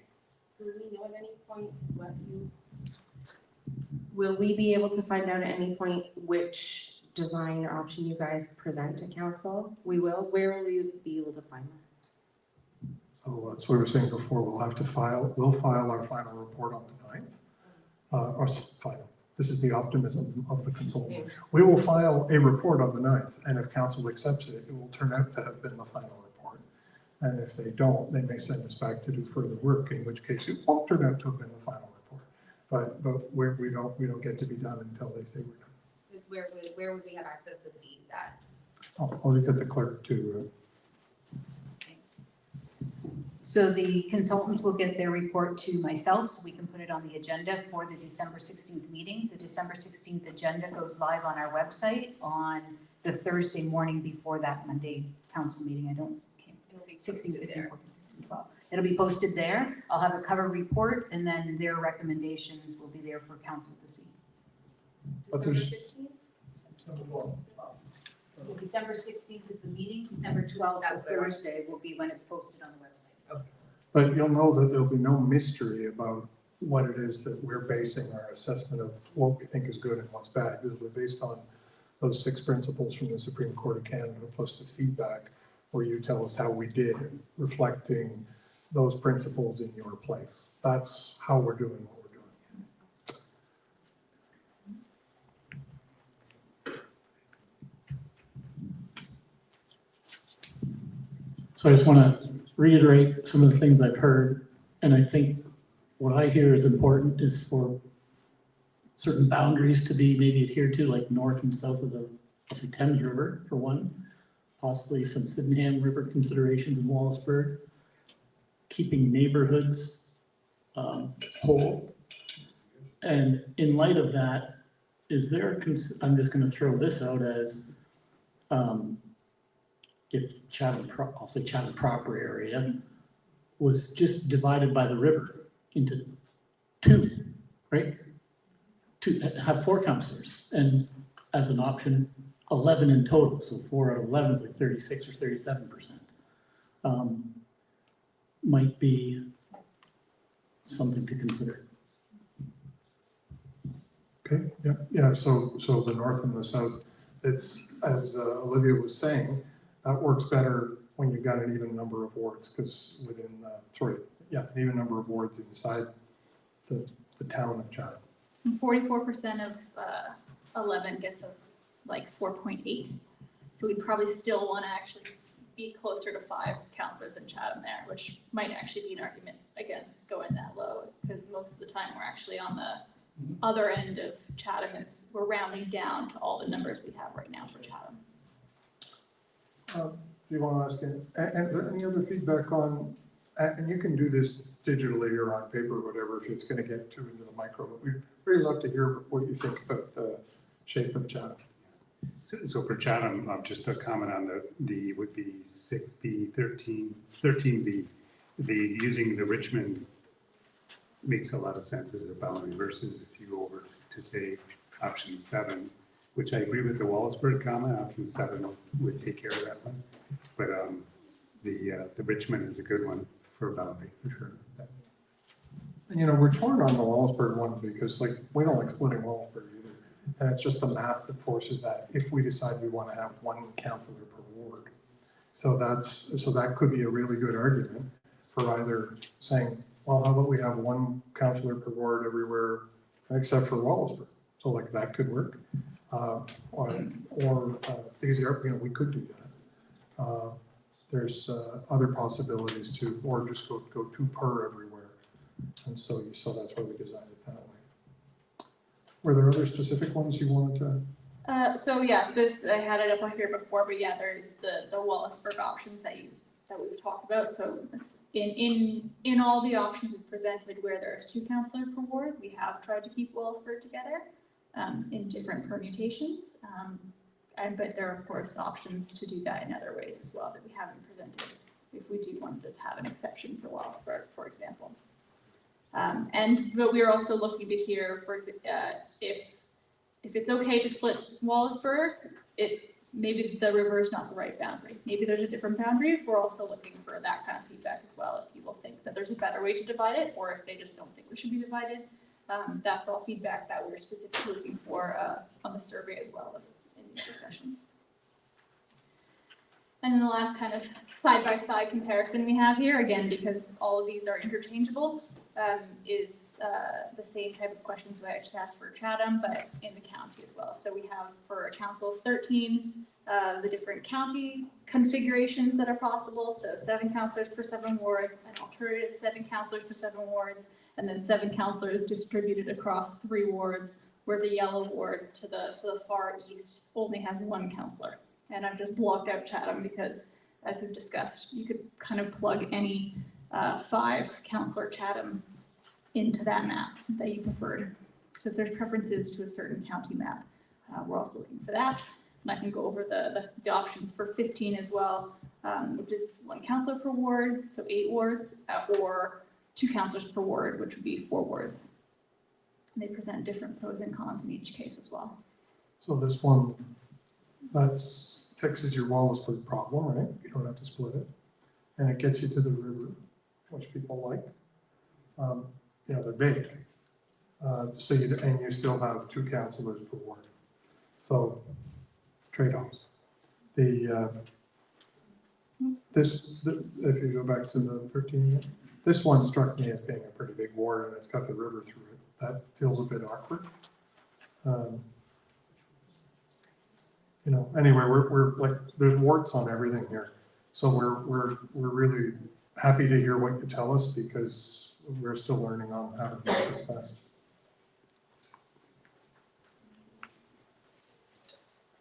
I'm just curious how Windsor does it. Like, does Windsor do 1 councillor per ward? What about, you know, Kitchener, London, 1 councillor per ward, Cambridge? So it only makes sense that we would follow suit. Well, there's 444 of them, and so if we were playing Jeopardy, I would fail if you were to ask me what all of them were precisely. But the most common thing is 1 per ward. But you can totally use 2 per. The biggest reason to use 2 per is when they're large. It can create some backup coverage for them. But you could say, well, you could make them smaller if you didn't have 2 per. There's trade-offs with that. But 1 per is the most common. Sometimes you'll have 2 and 1, and that'll be to deal with. We didn't want to split it. Like, you know how you've got 6 in Chatham? What a lot of places might have done was have 1, 1, 1, 1, 1, 1, and then 2. But the gap between your 6 and then 3 and then 2 is bigger than most. But, you know, if you went 18 down to 9, so you turn 6 into 3. But I don't know that I would go with a council of 9 for a place as big as Chatham, because it's the geography would be really testy there. You'd wind up having very big wards to cover. So. Thank you very much. My name is 𝗀𝗻cie. I'm a councillor in Ward 6, and I just want to thank everyone for coming tonight. This is incredibly helpful for me to hear what everyone has to say. I am sort of looking at which wards work from a logistical perspective. I don't want to sway anyone's vote as a councillor, so I would just probably point out in terms of a logistical piece. As a Ward 6 councillor, I am in the city, so I am not traveling a lot within my ward. And I am, you know, I certainly, it's funny, the adjustment piece, it would be sort of a mind meld to go from 6 at large to what to my mind now seems like a very small area, that if I choose to run again, that geographic space seems so physically small to me. It would take some adjustment for my own mind, but which is fine. We're all going to adjust a little bit, which is no problem. I think the concern I hear sometimes is in the rural areas, they really do need to do a lot of driving. And we're in a 4-season climate. And I think that could be a challenge for folks who, just to make sure that everyone's represented, right? If you have one, I see the far right slide where the red section, that's a lot of driving for one councillor.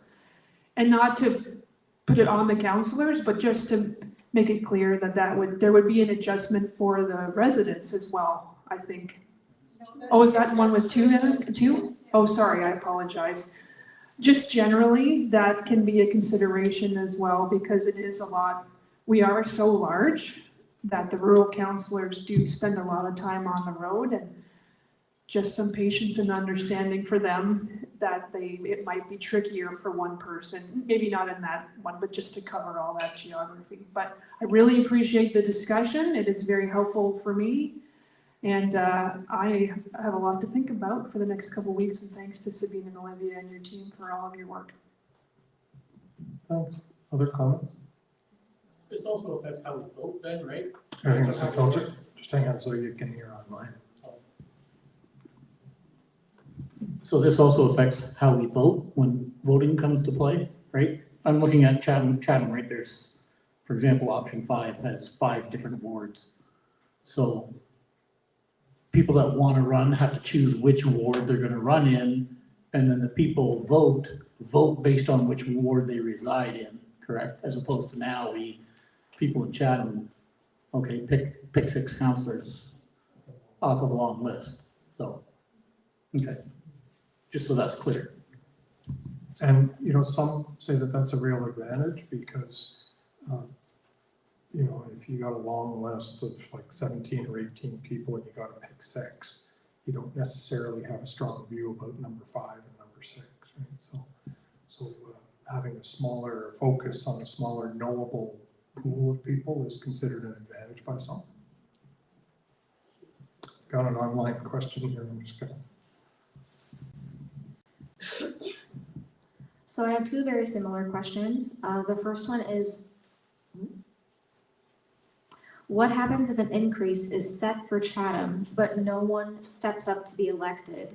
And then similarly, what if no one steps up in a particular ward in Chatham? Great question. That's called an acclamation. The acclamation rate in Ontario, we reported on in our last report. I think Olivia looks to me like she's just calling it up right now. So I think we had acclamations in Ward 5 last time. So there's already been recent experience with that. Yeah, so across Ontario, I believe for new candidates, the acclamation rate was 3%, and for the incumbents, it was 13% of all municipalities in Ontario. And here it was? Here it was just the 2 Wallaceburg councillors who both acclaimed. So the direct answer to the questioner's question is, if it happened, then if there's nobody who wants to, if nobody steps at all, that's a different problem. But oftentimes they're unopposed. But usually it's more common that you'd have nobody being opposed. Every now and again you do get municipalities where nobody steps up. But there were lots of people who ran in the Chatham wards before, so I don't think that would be a problem. It's been a pretty thriving local democracy, and the rates of participation were quite favorable in Chatham. It's not like you had like really low rates of voting, so it's been pretty healthy. When you have a really vigorous race for mayor, then sometimes that spikes it a little bit, and for when you have a mayor who served multiple terms and it's not as competitive a race, then sometimes people are a little less interested in the election. It drifts down a bit. It's been pretty good.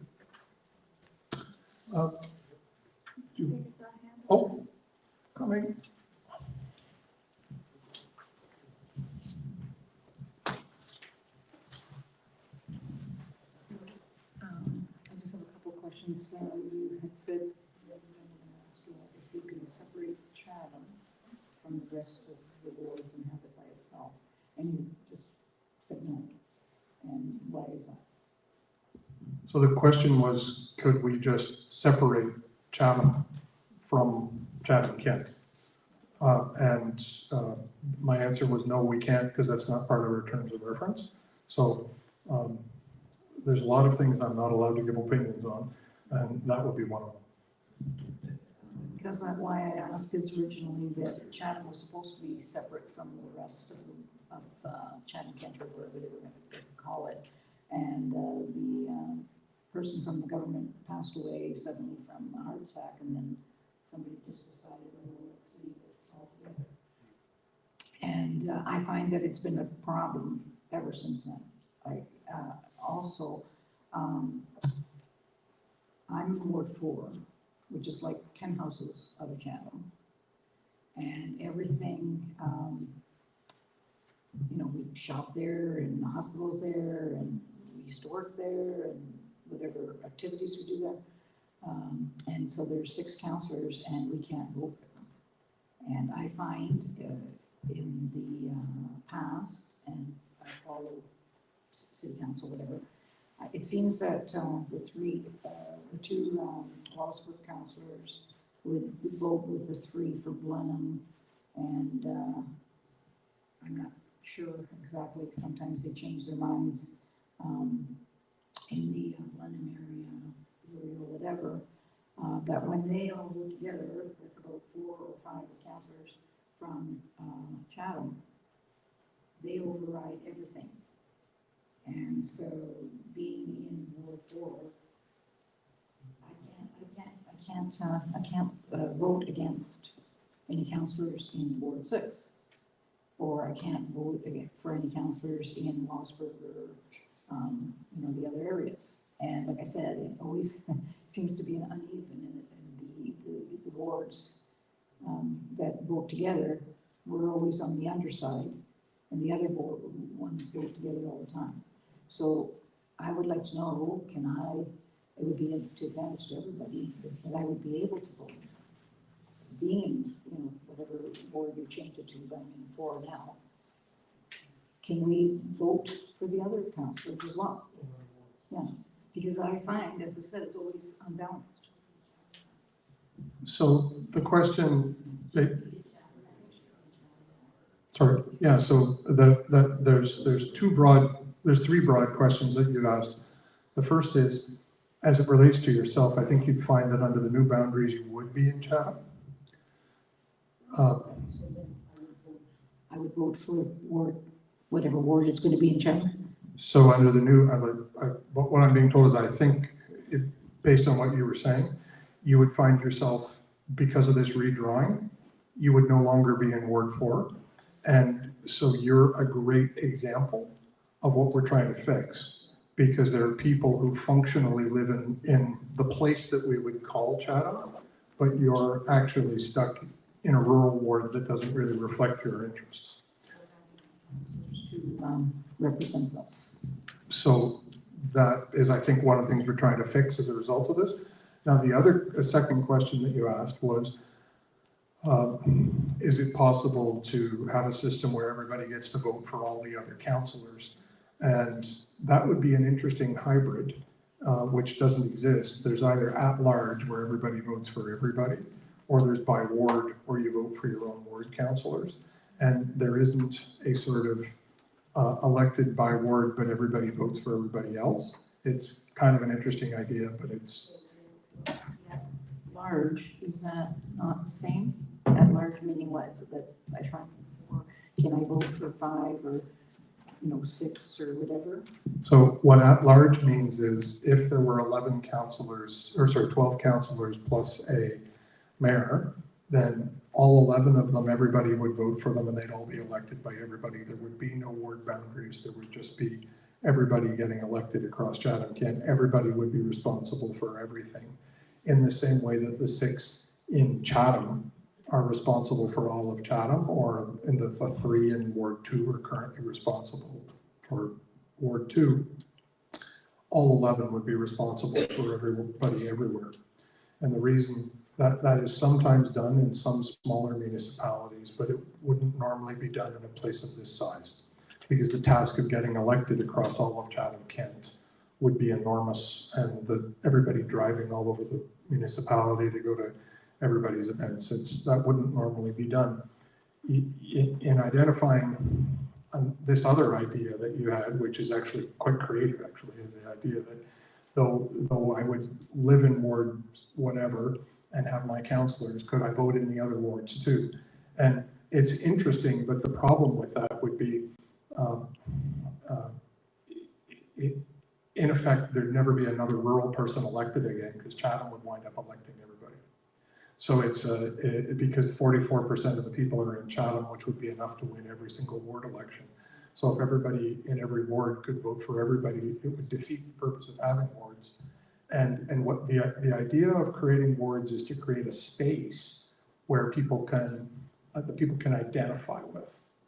And if suppose you took a ward, sometimes people ask us, what if you drew the wards like a pie? And so they say, idealistically, they'll say, wouldn't it be great if everybody was connected to everybody else and we all understood everybody else and there wasn't just rural and urban, but every councillor had an interest in everything. And so suppose we set up, like, the hub is Chatham, and we have these slivers that go out like slices of pie in all directions. And the problem with it is if you put anything that had, say, 9 or 10 or 8,000 per, the majority of them would be in Chatham each time. And it would be the part of the pie slice that was in Chatham that would win 9 times out of 10. And so that would actually accidentally be a way of totally disenfranchising the rural area. It's not why one would do it, but it's functionally the result that would happen, and it wouldn't pass the effective representation test. So you asked some pretty interesting political theory questions there. Well, you know what? I just want to get to the one. Yeah. Okay, here we go. One more. For instance, for one of the elections, there was a professional from Chatham that was running, but he lived in Blenheim. So he didn't get voted in because I think probably he was never home in Blenheim because he worked in Chatham, probably shopped in Chatham, recreations in Chatham, etc. I'm not sure, but he didn't get voted in. But he was very, very popular in Chatham, and he would have got in if they would be able to vote for him. But he didn't get in because a lot of people probably didn't know about him in Blenheim. So he ran in the wrong place. Yeah, I just wanted, well, I don't know, is that a choice? Like, can he run in Chatham? First order, yes. Yeah, okay, so he ran in the wrong place. Okay, but so I'd like to know how we can change the voting, because I find that Wallaceburg and Blenheim get into with at least 4 or 5 of the councillors in Chatham, and they make the decisions that's not really good for all of Chatham-Kent. So this isn't a process that's designed to control how your elected representatives use their vote once they're elected. This is a process that's designed to determine how they can be elected. So I can't really help you on that one.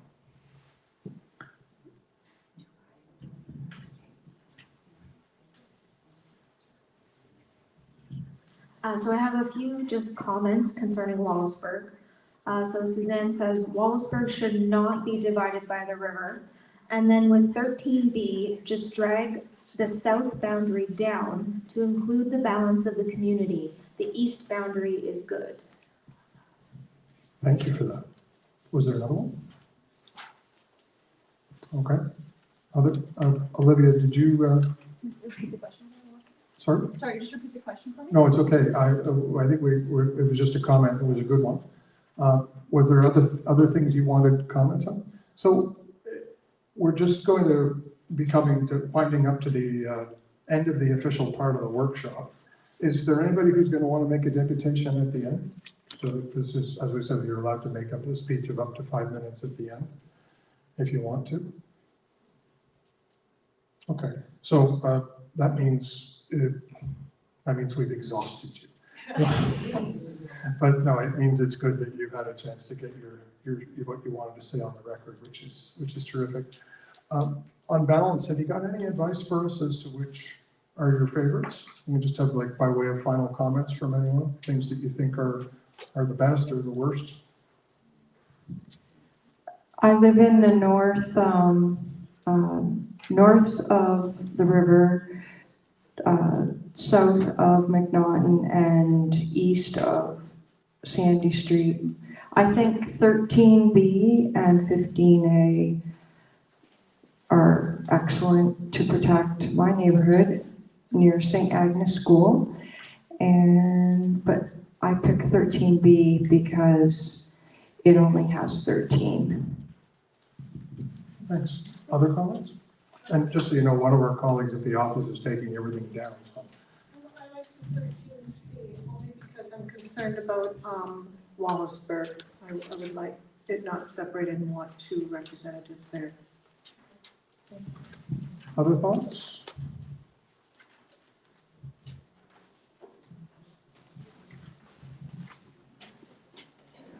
I kind of like the, I guess the option 613B, but keep Wallaceburg by itself, expand Ward 2 into, you say it's yellow, but expand more population into, I don't know, Ward 10 or wherever, Ward 3 or whatever. Well, you have to come back this way? We need more people. Oh, you need more and more. So to get more in there, can you not take some out of Ward 10? Yeah, so the Ward 10 issue is just because so the farthest southwest part of Ward 10 doesn't actually have that many people in it.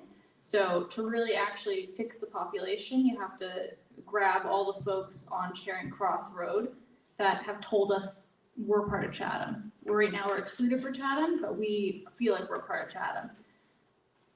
So there might be issues lumping those people into a ward with Tilbury. It's a trade-off. But I would just say, it being plus, like if you like 13B, the numbers in 13B are acceptable. They're not optimal, but they're acceptable. So if you think it works well, we don't need to break the representation of Chatham just to get Ward 2's numbers up a little bit. Just with the exception of Ward 7. Yeah.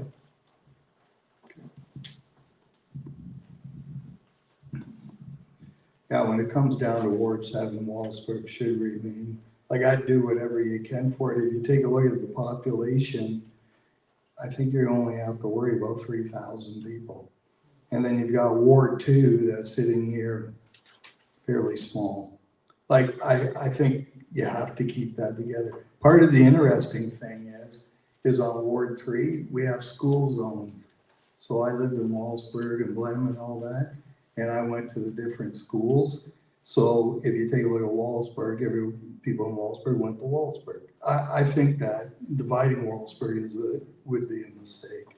Even if you had to add one more council person to it and make it 14, somehow Wallaceburg has to remain whole.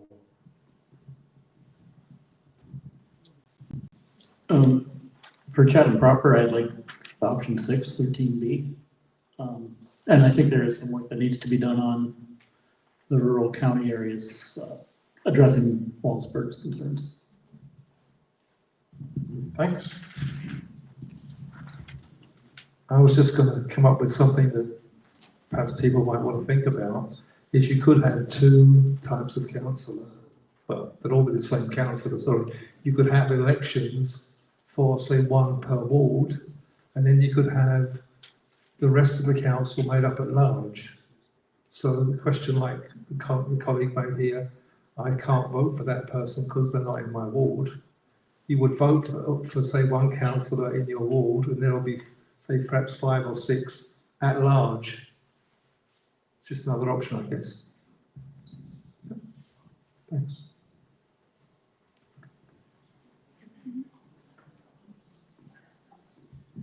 Yeah, I would agree with the other 2 as well, and then not break up Wallaceburg, so option 13C, but then consider putting in the center Chatham part of 13B for the Chatham boundaries. And then regarding just, I realize Ward 1 is huge, but that does have the 2 councillors per ward that can help each other. Thank you. Other comments? Yep. Oh, right here. Hi, we live in currently Ward 2, and I think we're actually both pleased with the redistribution and the inclusion of being in Chatham, because we literally are just outside of Chatham. And I like the options that have been provided for 13, and could honestly be okay with any of those options for dividing Chatham. But I agree with some of the points that have been brought forward about Wallaceburg, and option 13C would be just completely unmanageable for a person. I used to work in the community, and driving from Wheatley up beyond Wallaceburg, it's just not practical. For some of these, we model them just to see how they look. Because we get asked, what would it be like if you did that? So this is not my comment, but I had seen your last session online, and I had seen one person had asked, and I'm not sure if you had answered it.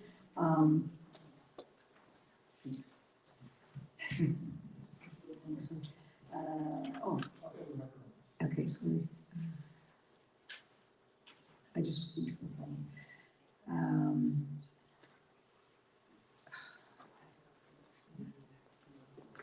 anyway. We'll come back to you on that. That's fine. No, it happens. It's already happened to me twice. Anybody else with comments?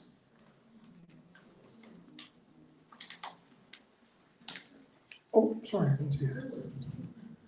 I think as far as the Chatham boundaries go, personally at least, I tend to like the ones that are like wide instead of tall. I find that that's the way neighborhoods generally have run, is like the river means along the river. And that's the other thing too, is I think splitting by the river is great, but in some cases, some of the communities do push over the river. And I think there's other good boundaries, like St. Clair is a good north-south boundary in the north. Grand sometimes is a better divider than the river itself in some cases. But yeah, I generally like the ones that are wider rather than tall for the boundaries. Thanks. Oh, you got it. That the other person put on the internet or whatever was that a possibility of cutting counselors in half and having them full-time. So, you know what I mean? So whatever amount we have, cut them in half, and then give them a full-time job so that they would probably be able to do. Just for the record, that's reducing the number of them by half, not actually physically cutting them in half. So we don't do that under the Municipal Act anymore. It's a medieval practice, which we've. So that would be a council of 9 and full-time. Okay. Other comments? Well. Oh, we got one more? Sorry, is your hand up? Yeah, my hand's up. Oh. A question, how does it allow for scalability? I know a lot of people are interested in the 13B. How does it allow for scalability? Let's say if our population goes up or down, how does that affect the 13B in certain areas? That's a good question.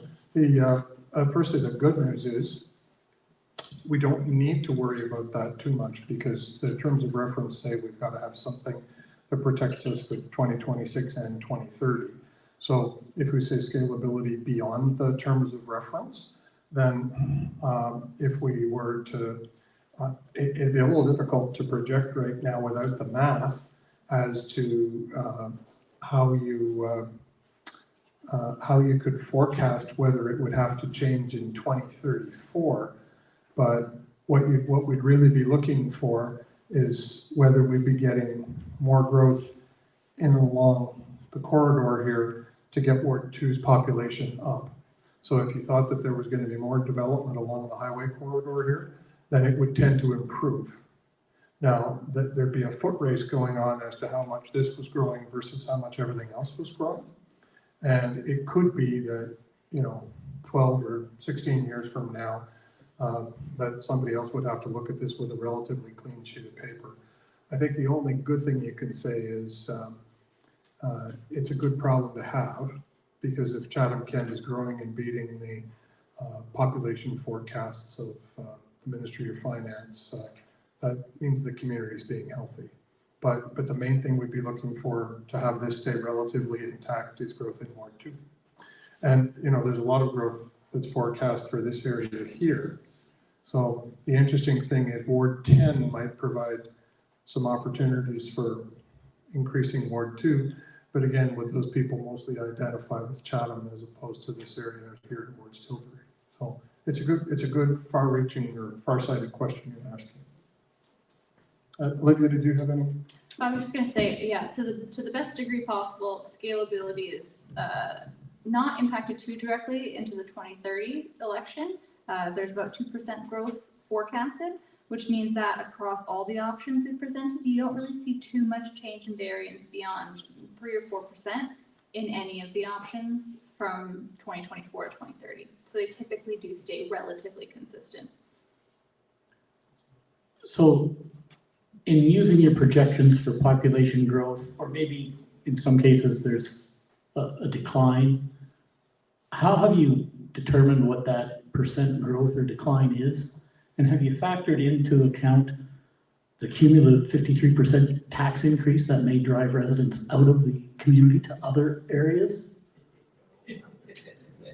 Well, we don't take into account that, but we have looked at land use planning projections and targets, and we look at, so it all starts with the StatCan data, and then to that you add the Municipal Property Assessment Corporation data, the impact data. To that you add a bunch of Government of Canada data around temporary workers. It's actually surprisingly difficult in 2020. Like, you'd think there'd be just one place you could go to get the absolute up-to-date number of everybody, but that is not true. So what you do, you get all of that data, and then we also do a kind of a household by household by household count, and then we apply a factor to that, which is an estimate of the number of people per household, which is based on StatCan data. And when you apply it over a population as big as this, it winds up working out, although you might say, well, come on, there's not that many people here, there's not that many people in this house. Well, yeah, but there is there and there, and it winds up working out once you get in the numbers that's as big as over 100,000. And then, you know, they look at building permits that have been pulled and all that kind of stuff to start thinking about where it's going to be. And of course, you can get downturns in the economy down the road that might cause things to be not as robust, or you can have a boom. Like in 2015, they were anticipating shrinkage for this part of the province. And of course, that turned around quite dramatically in the last few years. So it's that's one of the reasons why we don't look too far out, because it starts to be not worth the paper it's printed on if you go out 3 elections or 4 elections or 5 elections. But it's a great question here.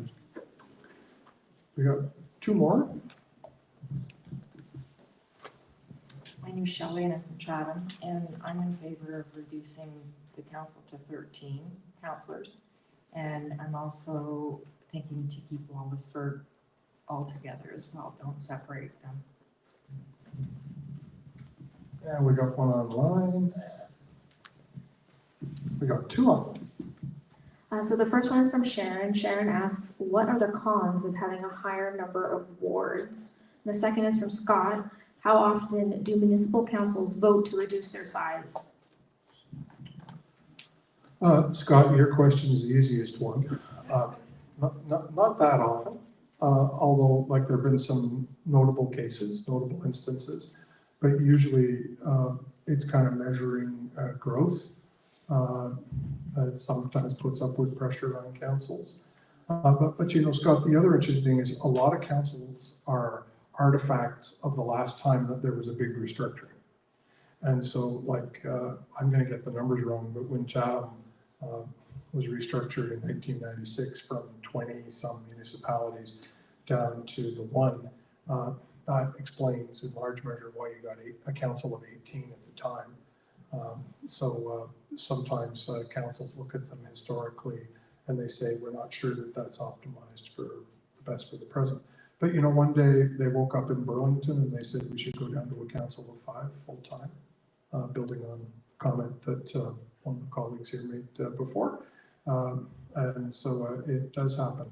And I'm sorry, the first question was the cons of having more wards. So, you know, firstly, we're not putting up a wall like they put up in Berlin for East or West Berlin, right? I mean, the number of wards doesn't necessarily mean anything other than creating the parity of the equality of vote for the people who are voting. And so that being said, there can be biases that are built into people that, hey, if these people elected me, I will tend to represent them. That's often considered a good thing. And if you fragment places that function as one place, then you could say you can fragment it too much. So some residents have said, I like that Chatham is currently 1 ward with 6 people, and that because they all functionally represent the same place, which is one place. Other people have said, I don't like that it's 1 ward with 6 people, because it means, you know, the old adage of go ask mom, and if mom says no, ask dad. And I don't know what kind of family it is that would have 6 parents to go ask, but you could just keep asking and asking and asking until you found somebody who might say yes. And so to some degree, a lot of this stuff is a matter of taste and preference. It's not a matter of absolute best practice or worst practice. And you know, I'm not sure that anybody could look you in the eye and say, I know what the right answer is on this.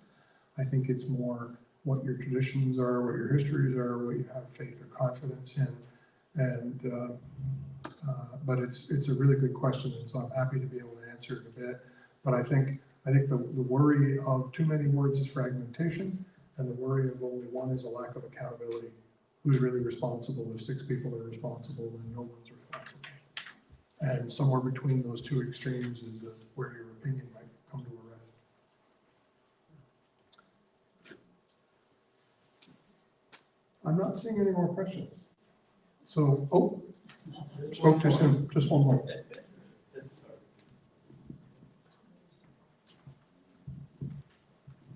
Is there any cost savings?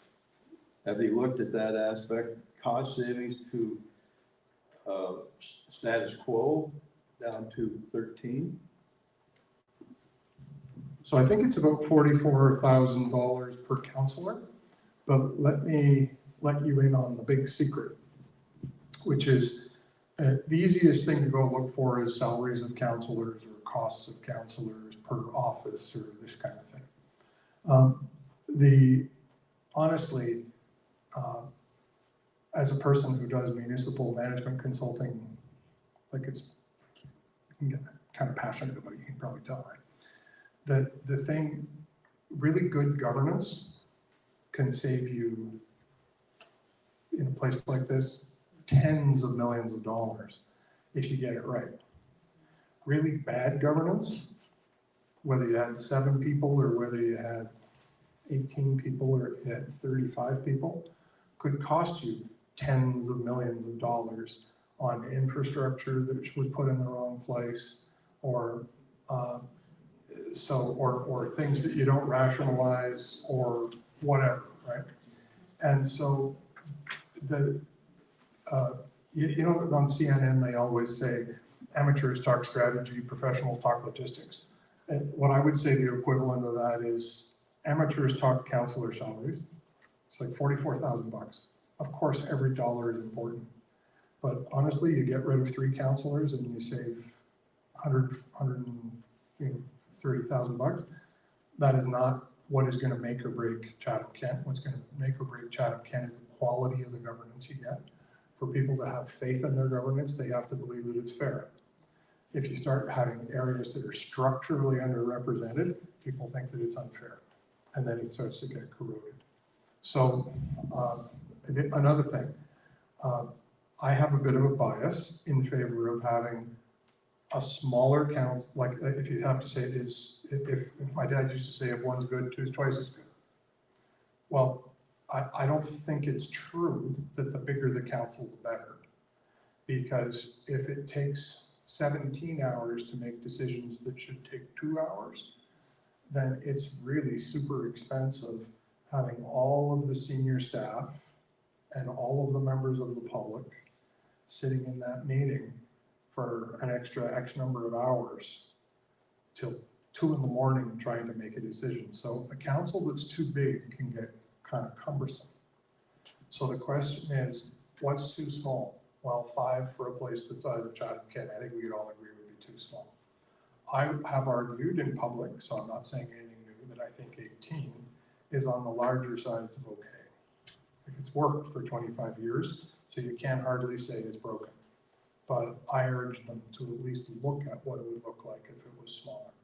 So the 𝗲𝗵𝗴𝗵𝗁𝗃 question, I believe, was how low can you go, right, when you're doing the limbo? And I have said 13 is certainly something worth looking at. If you saved another $88,000 by going down to 11, that wouldn't be the thing that would make or break Chatham. It would be the tens of millions of dollars that would come from the governance, either better or worse over time, from the leadership that you get. And that's the real thing to think about. And that's why the engagement that you're all here doing tonight is so important.